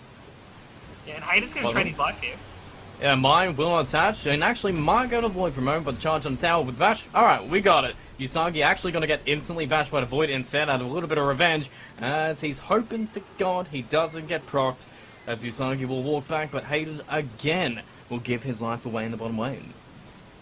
Yeah, I don't mind what he's doing though. He's trading his life for Usagi to get a slightly better lane. Only issue is Usagi had to commit his to actually get the last hit. Top lane, by the way, they're going on Rams. This is a bad situation. Well, Nightmare on one, so we're not going to roll. Rams is going to get Wolves at his feet constantly. Kick comes out very low. 4 seconds for roll, though, and no Nightmare. Do we have Swashbuckle? Yes, we do. We can dodge it if it does connect, but we're going to be trying to get the kill as we do Swashbuckle and outplay him, but no! Apollo just rolls straight on forward and crushes your chances of getting out of there, because he didn't care if you try and get a kill out of him, because he knows what you're trying to do. Yeah, and a surprisingly overextension, I think is the word for it for M11. Like, they didn't need to make that extra play, and speaking of Apollo, looking for more and not able to find it. Does mean he comes back with that Orb of Venom already up, and they're going to look to brawl here quite a lot in top lane. Mid lane still going 28-5 versus 24-6 as we keep this XP going. Bottom lane, we have sent Usagi back to base, so we can charge again in a moment, but Grims is done with that lane at this point. He's just going to farm up this jungle camp and get his an advantage out of that. Gets more experience with Vision 5 as Void, who will be charged, will try and jump off the damage for now, but the silence from Hater will keep him well enough with the bomb. A little bit too short to connect, so he does just survive out of it. Yeah, and once again, it feels like Hayden's just figuring out the trajectories of this spell, figuring out how long it takes to actually land, and once he does, we know he's going to go hack. Top lane. More brawls. Apollo. A little bit awkward on the other side. The kick will not hit anybody. Havinci will stop you if you try and roll out of here. Hopefully. No, he'll roll into Havinci, so he just keeps his punishment up as Bane is just going to trace you around this map and do as much damage as he possibly can to you, as he's just going to nightmare and continue the slapping. The never-ending slapping, as Apollo is just going to try and commit suicide, but Havinci will get the kill anyway. Yeah, and they might go for Fiend here. He's solo. No man. Oh, actually, no, you got Brand Sap. We Gucci. There's Rams will slow down the charge. Has Swashbuckle. Has the Orb. Has the ability to get the kill. As long as you get more disarms, more slows than the Brain Sap, we got a kill and spray. Yeah, Avinci's the real MVP. He's actually the carry. Don't be fooled by Rams hitting the auto attack and hitting the creeps. Avinci's the one farming here. Oh yeah, that's what. He's actually same net worth as Lycan at this point too. It's kind of nuts. That is insane. And we're seeing one of the first uses of the new creeps, by the way. The Chain Lightning creeps. Casual 140 damage from the Harpy Stormcrafter here. Oh yeah. It's a good amount of damage. I've only had the amount of regen to keep it up. You got to make sure that no creeps too overpowered at this point. But mid lane, maybe we get a rotation. But Havinci is waiting for the roll-in of Apollo. Yeah, I love this from Havinci. He knows the timings. He knows... This is around about time your mid lane gets ganked, and I'm just going to come sit behind. They're even going to have Hated sit behind as well, which is quite surprising. Well, top lane, that means that Fiend is by himself to the Pango, who is comfortably farming up a few wolves. Bottom lane might be an opportunity if you want to head down there as the Spirit. As Void is almost level 6, but Usagi is going to beat him to it. And we have 3 heroes collapsing around a Spirit Breaker, and I'm not sure this goes well, but that does mean mid might be an opportunity. No, Hated won't find it. But bottom, roll will miss. Jump on forward, Dragon Punch, level 6 is there in Usagi, but no mana to use any abilities. The bash will be enough to get them to kill. Yeah, and again, another creep that we've not seen before, the Warpine Raider. I don't know how I feel about this creep, to be honest. It spits seeds at you. Speeds at stun? No, they slow. So you don't get a cancel, you just get a 100% slow is effectively a stun. All things but cancelling TPs. Yes, so you can just TP out in front of him. But for now, it seems to be just a farming tool really for Grims to keep up that net worth, and he's doing a great time. He hasn't exactly had the exact same... Ooh. That bird just shot Hated back. Love it. Yeah. Oh, okay. I didn't realize the little bird's got the actual tornado that the big bird used to have. Yeah, and the big bird, I don't know if you ever played Han, but there was a hero called Zephyr that had that exact spell. Like, you would gust people in the whatever direction you choose to vector target. Oh. And I'm waiting for Han to collapse in June to see if Dota picks up some of those heroes. And if Zephyr's not on the list, I will be severely disappointed, because he's basically a Wild Wing on steroids. Alright, well, speaking of steroids, here we go. Usagi standing up the combos. We have charge after. Yes, we need more damage. And with the bomb placed down, we bomb up and Hated. We'll get the combo on his face with the EMP to drain away his mana. I'm pretty sure he's dead, but he can't suicide anymore because they took that out of the game. So this man is almost definitely dead. He's using movement speed from the taser to get it a little bit further away, but he might get silenced and caught. He's making some time, making some space, and Usagi will charge right on through and in and just trying to run away. But hey, you did get your charges on the end. That's all you came for. Yeah, I mean, that's all you need, really. And you're seeing Mumandai, he didn't react. He didn't move at all. He just sat in mid lane, kept on farming, and I'm interested to see that they both still went double null. Yeah. I was under the impression nulls were going to be less built, but I guess there's no alternative right now. Oh, speaking of... okay. Both tried, both not as successful as they wanted to be, but that means bottom, we're going to see our own kill. Oh, hello. Void knew what was up. Got a nice quick jump away, avoiding the gank from M11. Yeah, didn't have any vision of it either. So quite a nice play from him. And a lane we haven't talked about much, but Fiend has the helm of the Dominator right now, and he's already got a Centaur in his lane. He can push. He can push hard, and with Apollo, I think we know what's going to come up. But Rams is going to make it very annoying, and with the early Javelin pickup, I don't think they can get a clean tier 1 tower here. Especially if he has roll up. If he rolls through and maybe has a TP rotation, I say that, they're bringing Lewis up as well. So like, they really want this tower, and it's about the time, the 10-minute mark, where you rotate your mid, you try to push the offlane here, and unfortunately for Lewis, there's no one here. Rams is just sitting in the trees. He's not moving, but we have an Arcane Rune on Havinci. A level 5 Havinci. That means more Nightmares, no Fiend's Grip, but we are bringing 4 heroes and more creeps to come in. Deathball is coming, more skeletons are spawned with wolves, with a Centaur, with the Lycan circling it, and we're going to get a Tornado that isn't going to find anything yet. Cold Snap will be used to break any chance of Nightmare coming. The EMP will be dodged actually by a Nightmare. He's able to brain stuff coming up. Hayden is going to wait to watch for maybe for a jump. We don't know how long he'll commit, but he needs some calls to back him up. Going in the backside, dodging damages. Fiend does have his shapeshift, but the charge will connect on Grims and hopefully keep him on the high ground. Stars from Apollo, beautifully timed, keeping away to Never Strike, and so far, Grims is just healing through the damage, and he's now on the lower ground, which means Rams needs to commit low to get this kill, which means everyone else can circle around Usagi. We've got a Tornado, we've got a live actual, let's say Spirit Break for a moment, but we've got a dead Grims, and Rams, he makes it out, but that's not the way they wanted to take the team fight. Yeah, it's a shame Mumung died, didn't have the boots of travel yet, they're actually coming on the courier now. But he got the bot tower for it, so he actually traded pretty well in all things considered, and Yeah, we will have to see where they go from here. so I guess more tempo coming. The tier 1 is gone, and Void has taken the space out of it, and does have Chrono and Mask of Madness, so we can keep being active as well on Atomic Esports. We don't need to slow down just because Shapeshift is enough. Yeah. I mean, if anything, you want to use those 2 spells in different team fights. Like, if you use the Chrono, the Shapeshift is useless. And obviously, if you use the Shapeshift, do you really need the Chrono to keep them there? No. We're good. But we also have a smoke from Lewis and Apollo. Looking to hunt. Oh, under a stack. can we get him? Cold Snap, Tornado, will land in some of the roll from Apollo. Going to be timed perfectly as he comes on down to the stance of the kick. Hater wants to save, but the missile is going to mark his death as he drifts away into ground. Usagi will be charging on Lewis, but nobody's got any dust between them. So nobody is going to die. Unless Apollo gets found. He's seen, broken, and he's going to be killed. Usagi is trapped though. I think he just TP. No, he doesn't have TP. He's got charge though. He can charge, he's cool. He's a Spirit Breaker. Doesn't hurt him too bad. And so far, unsurprisingly, this Spirit Breaker has built no new items, has changed his playstyle absolutely nothing. And again, he feels just as strong as he should have. Yeah.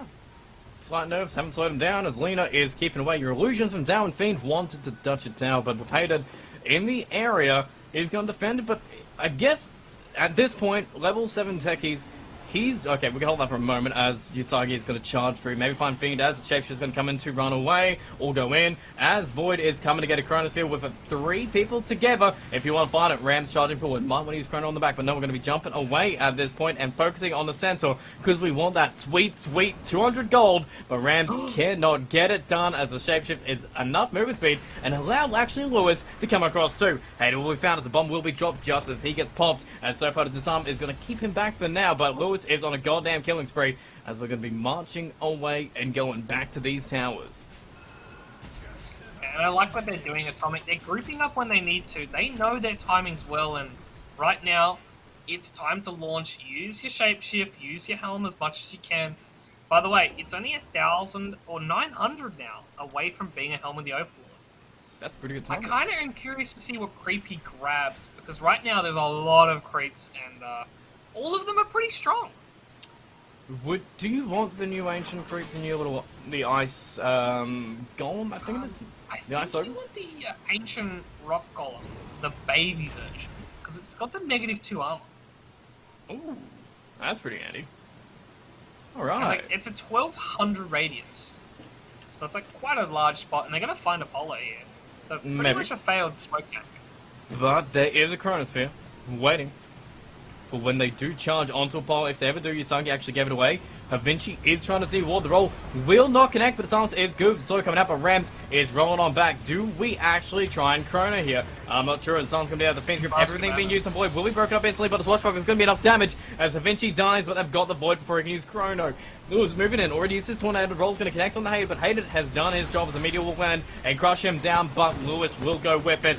And Mangum will connect with the team and blow away Enchantress with one button, putting him down and giving M11 a great team fight.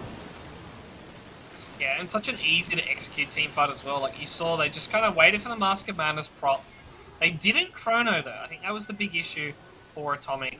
They used the mask first, and all of a sudden, you have that kill potential, you have those combos, and you abuse it, and now you're getting closer and closer to all the items that are needed. BKB, Mama, Shadow Blade for the Spirit Breaker, and Blink Dagger for the Rams Pango. Well, it seems like he's just playing, the mid or the offlane role because they're really just counting on this Lina to do that damage in the backline, just right-click style. I mean, it almost feels like it, yeah, but I'm curious if the other build's more viable these days? The magic damage build? Because he's got the 3.5 second Dragon Slave cooldown, plus the extra damage from the Shard. We'll have to talk about it later though, because guess what's happening? It's a Roche, man. Hello. Roche with the Granite Golem that gives the HP back. As Rams, okay, almost charged in, but will be stopping the cold snap in the air, and the Tornado's going to be there. Usagi going to break in any connections. Lewis going to get himself his own DD. Roll will come in, be cancelled up instantly by Rams. So this is looking a little bit awkward as we will get the roll in Usagi in the Roche pit, and the Sentry will make sure you don't get out as Fiend is dominating.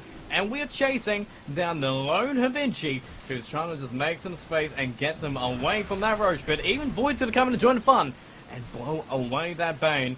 But this Roche is well defended and easily able to be taken after, because I don't think Chrono's been used yet at all. It has almost nothing got used. Shapeshift was the only spell used, and again, that's not really going to help the Roche too much. I don't know what you need to save this. I think it's the Blink Dagger on Rams. If you can distract them for another 5-6 seconds, he's going to have the Blink Dagger into this fight. And even if you Chrono, you can't really do anything into the roll, and they're going to come in. It might be too late though. Brigadier might be a little bit too late, dropping some bombs in. I don't believe it gives you vision, but Lena's going to get silenced for now. Yusag's going to get the charge in the back, connected Invoker, but the BKB is going to pop, and there we go, the Chrono. The Tornado in the air will get him back, but they're cleaning up the sports, and now Lena's going to be surrounded by everybody, trying to take down Apollo with him, but they've got the bashes, they've got the damage, and they've got the kills. Usagi, now he's still trying to kill Lewis somehow in the back, but he can't even do it. He's being slowed and surrounded, as Atomic are just decimating M11. Yeah. Rolling Thunder came off cooldown just then, by the way. Yeah, look at Atomic. They're having a laugh. They know. They got away with murder there. They got the Aegis, and they got a pretty solid fight out of it as well. Feeling super strong. That's a 1k goal lead to them, but look at this pushing power. It's Forged Spirits, plus Wolves, plus the Golem, plus the Invoker can do Alacrity on the Catapult just to take down these tier 2s. Rams forcing out the roll just to keep him back, but can they even get the kill on the Lycan here? Because Grims is waiting on the high ground. Missiles coming, but it's just Techies dying instead as Rams is rolling and his Lycan is still not even dead. Trying to get some more damage. Apollo's going to get silenced back on 2. He's going to be rolling back in to get Fiends, but so far this Lycan is still alive. Lena will be able to get Lewis in the back with the help of the Fiends group coming out from Havinci, but the roll is going to be trying to run away at this point as we've got the Shapeshift, but we just need to find the kills. Usagi is on the high ground, giving some vision on the Enchantress, who's still healing up for now. LSA will hit the crease, but they need to hit a core hero if they want some big gold to come back into M11's pocket. Silence back from Apollo, moving forward at Bane, just trying to get a Nightmare on something, but they're just rolling and playing around so well on his Earth Spirit is Void, and even Grim somehow still getting up. He's got his Nature's Attendant up in 9 seconds and able to slow down this Spirit Wrecker again, and they get out almost scot-free. No tower taken, most space coming in, but it's so difficult for M11 to get any of these kills. Yeah, I mean, this is the timing, though. Like, Atomic should be winning these team fights handedly. Like, you've got the Helm of the Overlord, you've got the Aegis, you've got the Chrono, you almost got the Aghanim Scepter on Invoker as well, so I guess that is going to be a big timing for them. But still, M11 are only 1k back net worth-wise. Like, they're comfortably still in this game. Oh, yeah. It just seemed to lead up BKB, great timing. Arcane Ridden backing up. Shadow Blade on top of that after. Rams, he's got his blink done, so he's happy to go with whenever. Usagi, feeling a little bit under-farmed. He's got Shadow Blade going for the Arc Scepter, won't be here for a while. Dust? Top? Maybe? Sunstrike? No? Okay. Awkward, but sure. I guess not.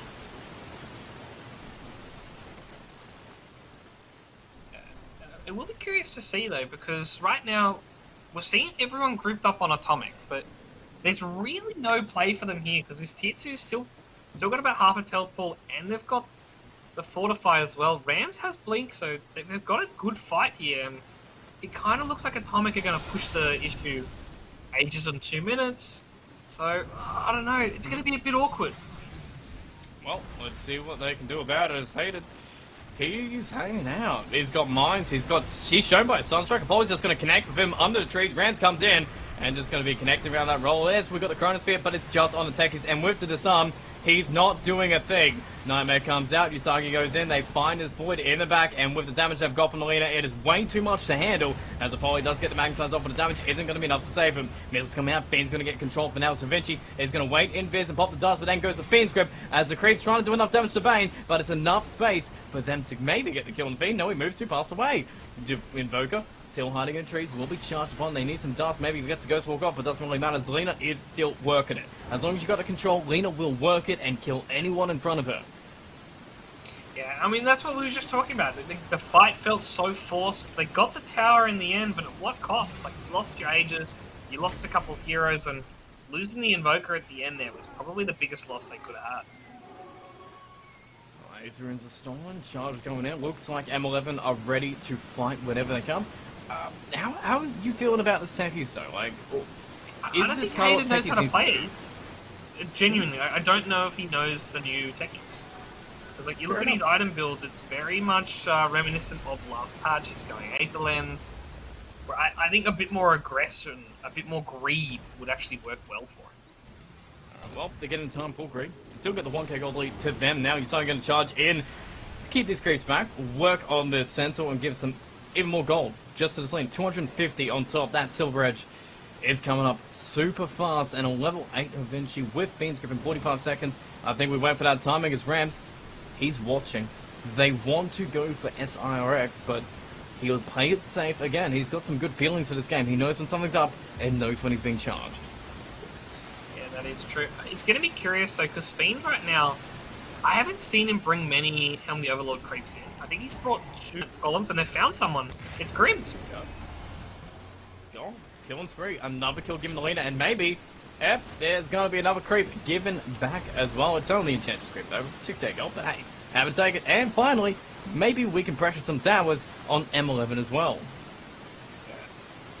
And what did Fiend get? He got another golem, dude. I feel bad for the guy. He's not getting any of the fun ones. A little bit of HP. A little bit juicy. It'll be good. The troll summon, or what are they called? The ice summoners? Something along those lines? Yes, well, I guess we'll find out when it spawns. 100%. But I'm pretty sure, from what I remember seeing, is they reduce cooldowns. So, one of them does. The baby one, the frostbitten golem. But the ice shaman has a bomb, like a Dragon Knight Agshard level bomb, the ice bomb. And it does 50 damage a second to towers. Oh. And getting that this early, when you're pushing towers this much and like trying to push the tempo, that is honestly the close to game winning. Like, you would get a free tower or 2 just from this spell. And unfortunately for him, it's being taken by Lewis. Oh, right. Yeah, 8 seconds, 50 damage a second. That's nuts! I guess you need to be in front of a tower to do it, and so far all these waves have been pushed in so deep by M11, they don't seem to get the chance to really hit these tier 2s anymore. Yeah, I mean, they've just kind of stalled. It honestly feels like the Atomic Death Ball has slowed down to a halt, and now they're back to properly trying to play a Chronosphere-style draft. The only issue is, Mamang Daya right now is enormous. He's 5k above everyone in the game. BKB, Silver Edge, Satanic gonna be next, so he's even gonna be more difficult to kill. As, hey, we've got to pause, we can sure, but think about I like this our situation. Spirit It's Break. built from Mamang Daya. It's gonna keep him quite tanky, and look, he's chill. This man just, he's relaxed, he's having a chat. I have no idea who's in the room with him, and we'll probably never find out, but he's just having a laugh. That's the best way to play a Dota, when you're just feeling good about your situation. No tense, nothing, no pressure. You're just waiting for them to come, because you know they have Chrono, so what else are they going to do? Sit and farm? So, I mean, I think you need to push the tempo on Atomic. M11 do not care right now. Nope. Techies is now plenty mines, like old school Techies. Behind the tower, ready for them to push on into. They've got charge coming in for Usagi, it's going in deep. Actually, the mine's going to connect to the Void as he jumps away from it, but the tower is still getting pressure because his spirits do a lot of damage, and Apollo rolls on into the mines. Don't do as much damage as I think he hoped they would, but the Cataclysm, it's what? Yeah, top lane, they used a chrono, and now they're going to go for the fight. That's no 5k left for this Lena. She's not even around. She does have buyback, but that's what she hated. Gonna get something up. Rams is gonna be rolling right on through as Fiend. He's got the shape. She just needs some more bash and more connection from the Pangolier, but eventually he's TPing back on him. Maybe to catch something out. I'm not sure. As Usagi still gonna charge, will cancel up instantly. Sentry will be placed down as Rams will be slowing down the Spirit Break for now, but Vinci can dodge a little bit of damage if he wants to get a Nightmare. We've got enough media, we've got enough magic damage that Vinci can't save it. As we do get 2 massive kills. Hated still gonna be lobbing bombs from the high ground down onto the creeps to keep them back, and with the swashbuckle, it's going to be one hell of a difficult high ground push if they want to go for it. Yeah, they might back off, they might look for the next Roshan, because right now, like, we talked about the high ground and the offense that Atomic bring, but the defense is quite easy. You're no longer able to chrono Mamangaya safely if he's on the high ground, and obviously you get the Pango just constantly pushing out the lanes. The swashbuckle with the Basher now as well, so he's got those props coming through. It's quite scary and it's quite daunting to try to take that high ground. 3-man smoke though. Shrine fast and big. Maybe they want a little bit of revenge on Lewis, who is going to show in this top lane with Lincoln Sphere going to be his next item, but not going to be here in time. And oh no, Charge going to be in mid as they do see the Void chrono-less. They just need to be able to connect for it, but Grims is there. The stolen DD root from Rams just going in there before he can pick it up, so now he's got a double attack speed and just going to get the roll on off. Never Strike comes in, the bash to perfectly timed silence as well, mean no way to get on out for the Void as we are just rolling for more, as the DD is still working its charm, as we can keep going back to bush and find some kills for ourselves, as aggression from Rams is not going to stop, as if he can find Lewis, he'll get on top of Lewis, but for now he will not be able to get the target he seeks. He'll just get control of the map around the Roche. Yeah, and you're looking bot lane. Apollo's getting beaten up and bash lorded down, by the way. He's been bashed twice on the roll, and Mamandaya's going to find him. He's chasing him, but no, stun used a little bit early. Going to be able to get that roll away, so Apollo actually going to survive. Yeah, this is space. This is so much space. It's going to be Fiend maybe getting a kill for it, as he's committed the ultimate. Oh, bless it, great. Alright, Nightmare on to the like again back, but then Hater's going to get called upon. Gloomcap's going to be there. Are we about to use the Fiend's Grip on something to keep somebody back? No. Just betting around. It's cool. As Maiden's actually going to come close, try and get some creep, because he keeps on wanting to get that gold so he can get paid. But Lewis is in the air. Fiend's Grip coming. Tornado going to break it on the back, but the challenge going to be there. They've got him down to half HP to come on top. Will jump. Fiend is dead. Out of here. Void is going to be here, though, as he does find himself. Eventually, with one more hit, he is gone, but Usagi is still working ham and trying to Shadow Blade away. All those comes out. The slow comes out from Enchantress and with a charge. So goddamn slow. Look at him go.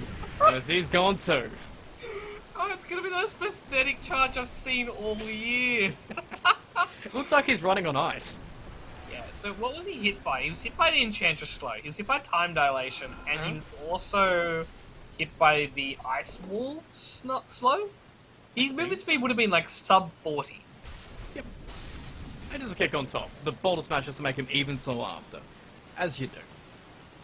Oh yeah, why not? Like, why stun someone when you can 110% slow? And now Roshan's up, wow. Yeah, shards. Actually, this seems like...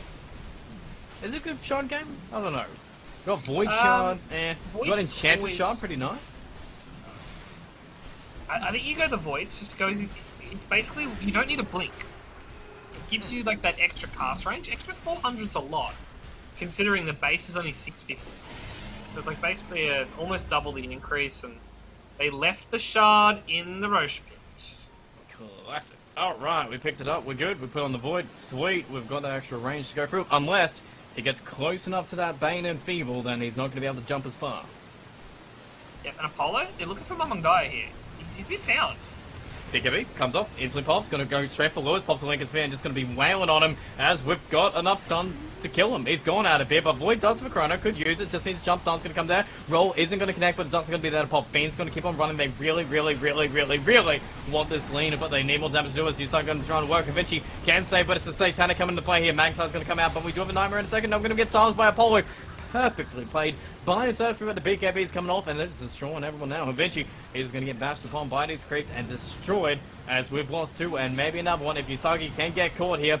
But we need a bash, and we jump right on into his charge, so we do not get it.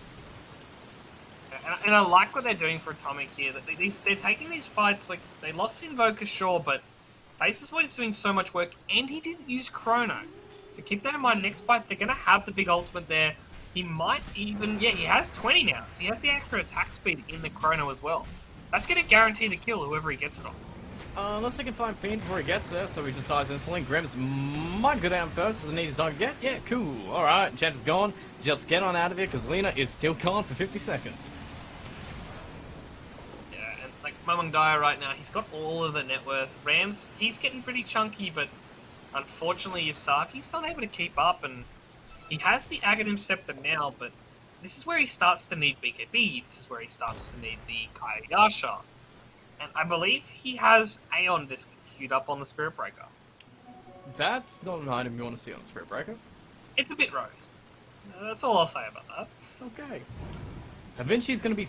Ooh, okay, no, jump forward, slow. Okay, Havinci should be found. Yep, Dust comes in, Roll will connect, and a pole again, setting up more kills. Cool. Izagi is going to commit for the charge, though. Move on forward, try and bait out Chronosphere, maybe, I don't know, charge back, but get away without losing anybody else. Cool, because you made the time for Lina to respawn, so she's ready to fight if you want to push this. Yeah, this is going to be a fun time for Atomic. They might be down on the net worth, but they're still in a comfortable position, and once again, they're just going to look for a Chrono. I don't know. They have a sentry. So like, if Mom die, yeah, he just gets jumped on.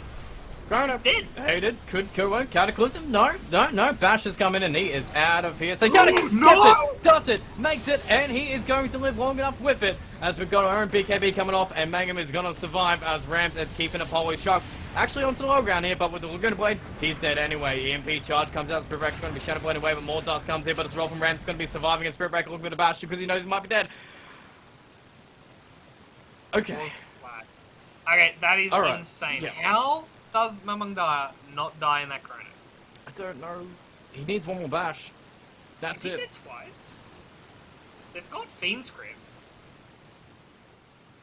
As long Yeah. as Vinci can get back to use it. Yeah, cool.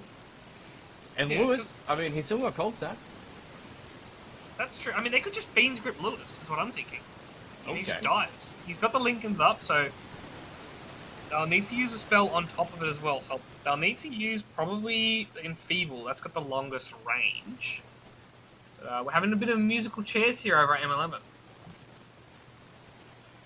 Oh, reconnection from Havinci. Just gotta wait for Usagi. I don't...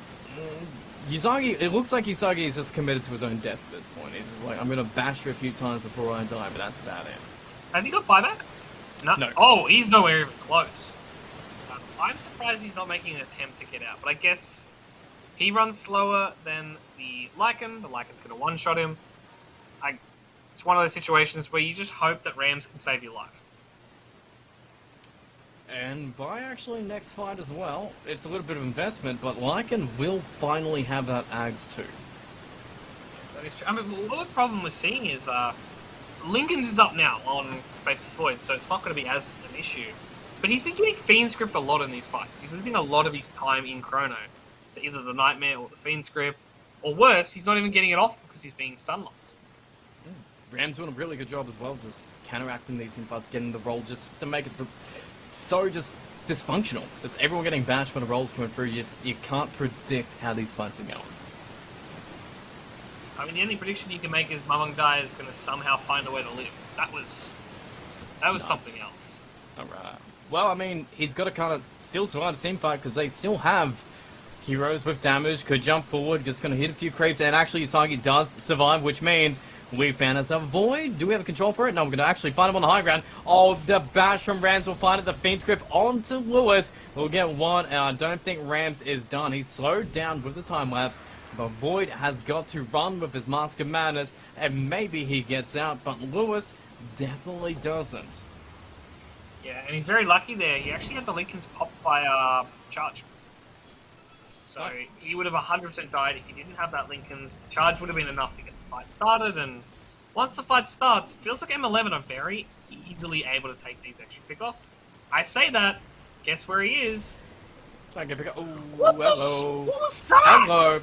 Enfeebles a fun cast time, as Apollo's going to be here, and actually Grim's going to be respawning and jump off through for Hated with Charter through. You saw him down half HP to kick away for safety to roll to keep him back, so there's no Never Strike, but Force Staff back on in with Curse Crown pulling everybody back. But it is the bash that's come through. Rams in control. They've got M11, they've actually got the kill in the Void. Grims can get a mine away, but cannot save the Void at all. As Speed moving on, him to Shapeshift, we're going to be trying to run away, but Duff's going to be finally got on Vinci. And Vinci, he's nightmaring again, and brain zapping off and making so much space and surviving somehow, with Magnus already here, bashing up Apollo and cleaning up the back lines, as now Fiend is using his Shapeshift to run all the way back to base, as M11, they can now get the push and going, because those stacks are adding up. And it actually wasn't the Enfeeble that popped the Lincolns, it was the Barra charge. Because I was wondering how they did it so quickly. That was frame perfect on the Lincoln's bot. That's team coordination to the 10th degree. That's insane. Hell yeah. Satanic on the edge of the creep. Mine's a little bad. Gold's going to be farm again. 9k gold lead at this point to M11, which felt like, give it a couple minutes ago, this shouldn't be the situation where the game is. Magnus should be dead. The Chrono should have killed him, and it should be really Atomic pressuring your base. I mean, keep in mind, that entire 9k network lead is entirely on Among Us. Oh yeah. Like, if he dies in these team fights, not only is it 5v4, but you're losing such a portion of your net worth. In saying that, like, I'm looking at the POS 4 techies. He's catching up. He's becoming a core very fast, and he's building a Wind Waker to deal with the Chrono.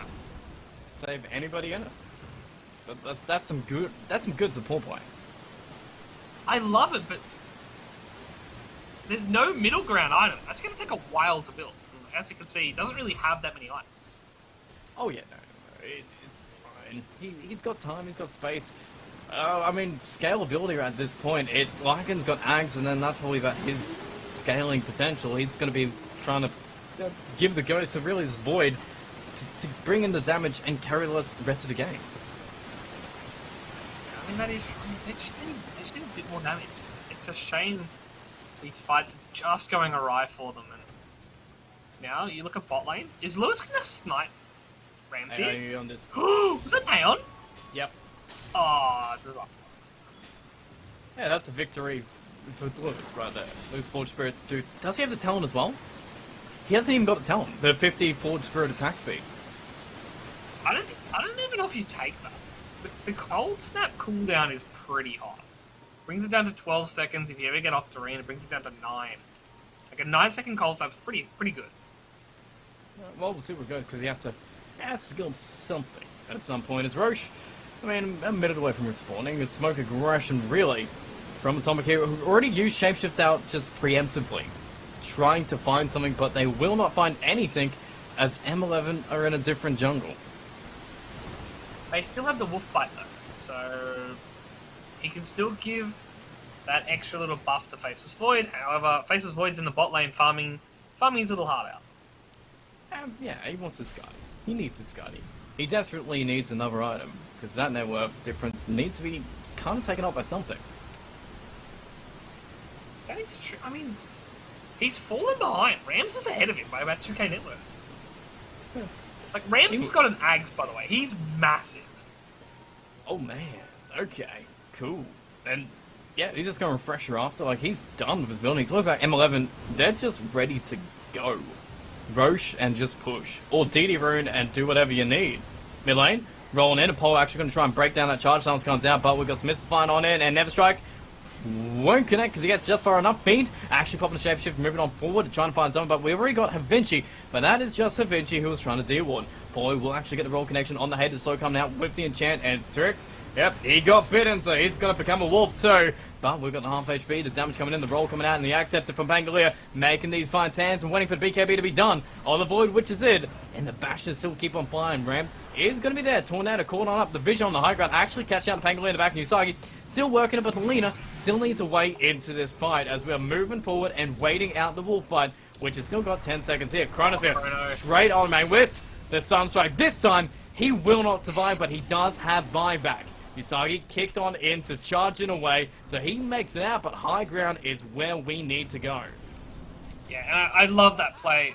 The last little tail end of Wolf's Bite, and you can see how much damage it does. He got on top of Mamangaya, and that time, I felt like he had another second and a half, maybe even 2 seconds of spare chrono time.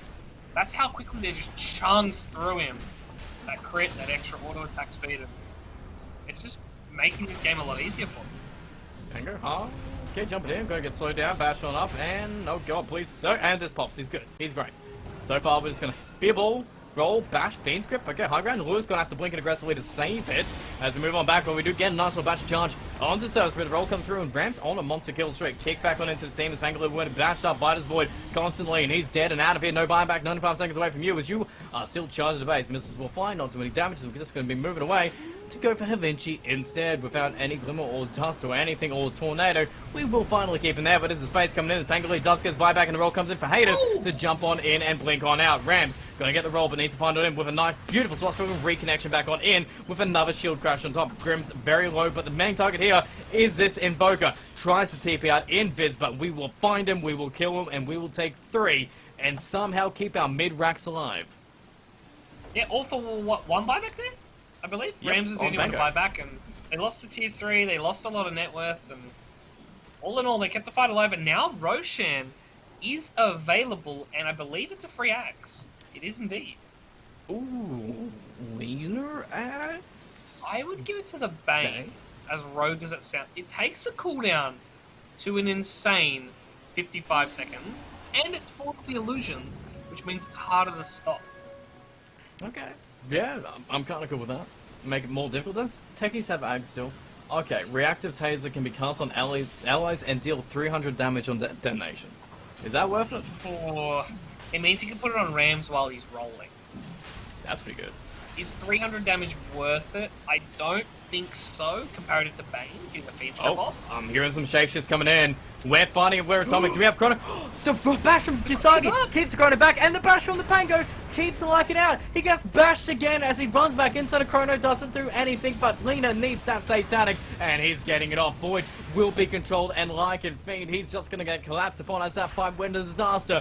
As Usagi rolling on out, bashing on in, and Pango doing his thing, made that Chronosphere go to Wisp. But Lewis making sure this Tornado is going to be landing, but this Chrono's been given up to this Lena as he's going to come on in, get the charge, and get the kill. As 3 are dead, but all do have buybacks. Yeah, honestly, OB Neon, they're losing a primetime player. Like, Mamangaya is playing out of his mind right now. The worst part is, this is just a casual Friday for him. This is how well he always plays when I watch his games. And he's level 27 right now, 8k net worth above everyone in the game, and I don't know how he's doing it, but he's managing to eat Chronos and not dying. He's not even sweating, it seems. He's so casual, knowing how these fights need to go, and now they've got a tier 2. They've got the Aegis, they've got the Ags on Bane, like you're pointing out before, and now we're going to see them pressure their own tier 3 again, and I think this time they're going to leave with a set of racks. Yeah, I mean, they should be able to. They don't want to buy back on Void because he doesn't have Chrono. And they're actually just going to look for Grims. How much damage does it do? Okay, enough. With the help of Rams coming to him as the Bangalore, and the roll comes back. Buyback on Enchantress, buyback on Overspirit, maybe to kick into the fountain if you can do it, but nope.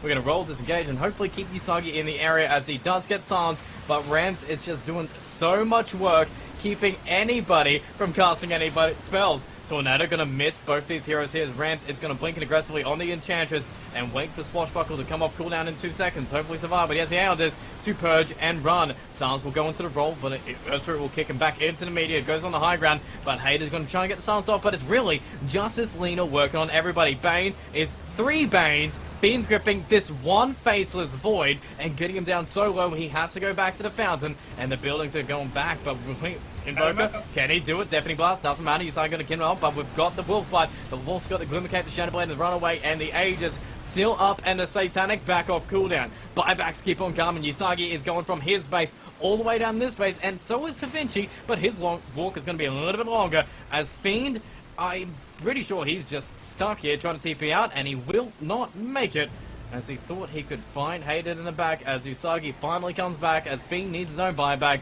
as Chrono, it's on the back lines, it's finding Rams, it's finding Havinci, but it's only going to be them, as the real powerhouse is this Lena, slowly killing your Enchantress in your base. Getting very low though, Age is still on, 3 minutes to go, well 2 minutes and 30, but you need a lot of damage to do that as another Satanic comes off cooldown, and he's back to full HP again. No matter though, maybe that could be a way to get an opening when he can't cast any spells, but he can also just walk away from your base anyway.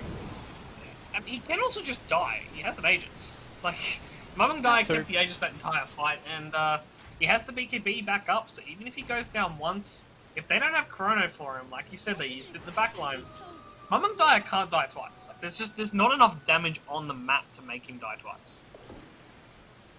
Well, we've lost one set of racks. That's it for Atomic. That's not game ending. It's a 25k gold lead at this point. That kind of jumped out. That's a crazy amount of gold to get in one team fight, but that was a lot of buybacks to stay in that fight from Atomic. Yeah, I mean, you're looking at the buyback status, and currently in the entire game, the only people with buyback is the Faceless Void, and it's Mum Guy as well. Techies can afford it in 10 golds. Like, there's... Everyone else has bought back in the last 7 minutes. This lead has 9,000 gold. Just find a way. Yeah. I don't even know what he buys. Ags, Shard, just eat the Ags straight up. Moon Shard, maybe? Level 5 Dagon. I don't know, because he went the attack damage build, which it obviously looks really good right now, but does he transition to a magic build with a Hex and then go... What about that new item? The Revenant's Brooch. Brooch, eh? Brooch. It's Brooch, right? Yeah. I usually just call it Harken's Blade. It's an item from Pond, basically the same mechanics. So, I don't know if you want to go it, because it doesn't pierce BKB, and it means your damage will be 0 if they BKB. So it's like a high-risk maneuver. Speaking of, they're smoked on the high ground here, and they're actually just going to demote. Havinci's dead, right? Havinci has balls of steel. So does Mangley, though. He just moves on in, kills the ball. Do we have Chronosphere? We do, but we need to be able to kill him twice. So I think we're trying to kill one, and then Chrono when he respawns. Haters in the area, ready to get a stance. Chronosphere is 3, 2, 1, and in there freaking cast anything, but they need damage. Cataclysm Meteor, they've got it. They've got the lead. 100 seconds, doesn't have buyback. Usagi in the area, so we'll get back to surround upon us. Grimps is doing some work, and we're going to slowly run away. But I don't think Hater can do the same. As he gets surrounded, killed, and Atomic, they get 3 massive kills for the price of 1 Earth Spirit and a couple cooldowns. Yeah, and I love what they did. Like you said, they just waited, they held the Chrono for the second life, and it looks so easy when you Chrono. You just Chrono Exorcism on top, Cataclysm rather, on top, and he just disappears. Like, there's nothing Mum and Dyer can do. He's going to build an Aeon Disc to prep defense, though. That's going to be a big turnaround for next fight. I didn't realise that they actually also introduced an active to gem. It's to save you dropping the gem on the deck, you can just cast it on the high ground. Yeah, and now it doesn't give any vision when you drop it. So it fixes one issue but creates another, I guess. That's how you balance the game. But Usagi, I think we've found him too. Aeldis just instantly popped from one hit of the Ancient Creep, and Lewis is TPing too, but the charge should be able to keep him safety, but this is a whole bunch of confidence in Atomic right now. These guys are feeling it. Yeah, it's a lot of confidence, and they need to be careful though, because last high ground, without Chrono, it didn't go well for them. Is all we're going to say about that. Full Wolves ready to push, and Ancient Creep back him up, and a roll from Rams to keep them back.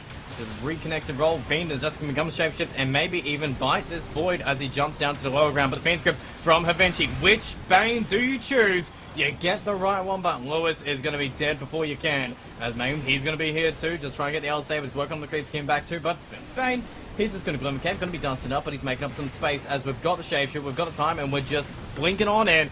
Suicided on in for the techies, but it's up to Lena to do the damage. The Guna Blade coming out, running away, but the charge from Usagi is so much control, so we're looking for a bash from this Pangolier, but it will be not even needed because Hated drops a mine and blows away the Lycan, and that high ground push did not go as well as they wanted to, but at least they leave it with a set of racks. Yeah, they're going to lose the Enchantress here though, to start on the break. Another roll. What's the cooldown on roll these days? 60 seconds from memory. Go down. Oh, he's got 25. That's why. He's got 25 cooldowns. It's only 45. Okay. Yeah, I was about to say, like, I remember it being longer than this, and I really did think he was going to go the swashbuckle cooldown, but he has the refresher, so 2 rolls per fight. That also means 2 Aeon discs per fight. I think we might be also looking at level 30 Pangolier in a sec soon, so it might not even matter at the end. He'll be just swashbuckling and rolling as much as he physically wants, as I'm surprised they're not pushing this even harder. Yeah, and he needs to be careful. His Aeon disc is ready to pop. He's at the damage threshold where 1 stray auto attack actually pops the Aeon disc. Awesome map.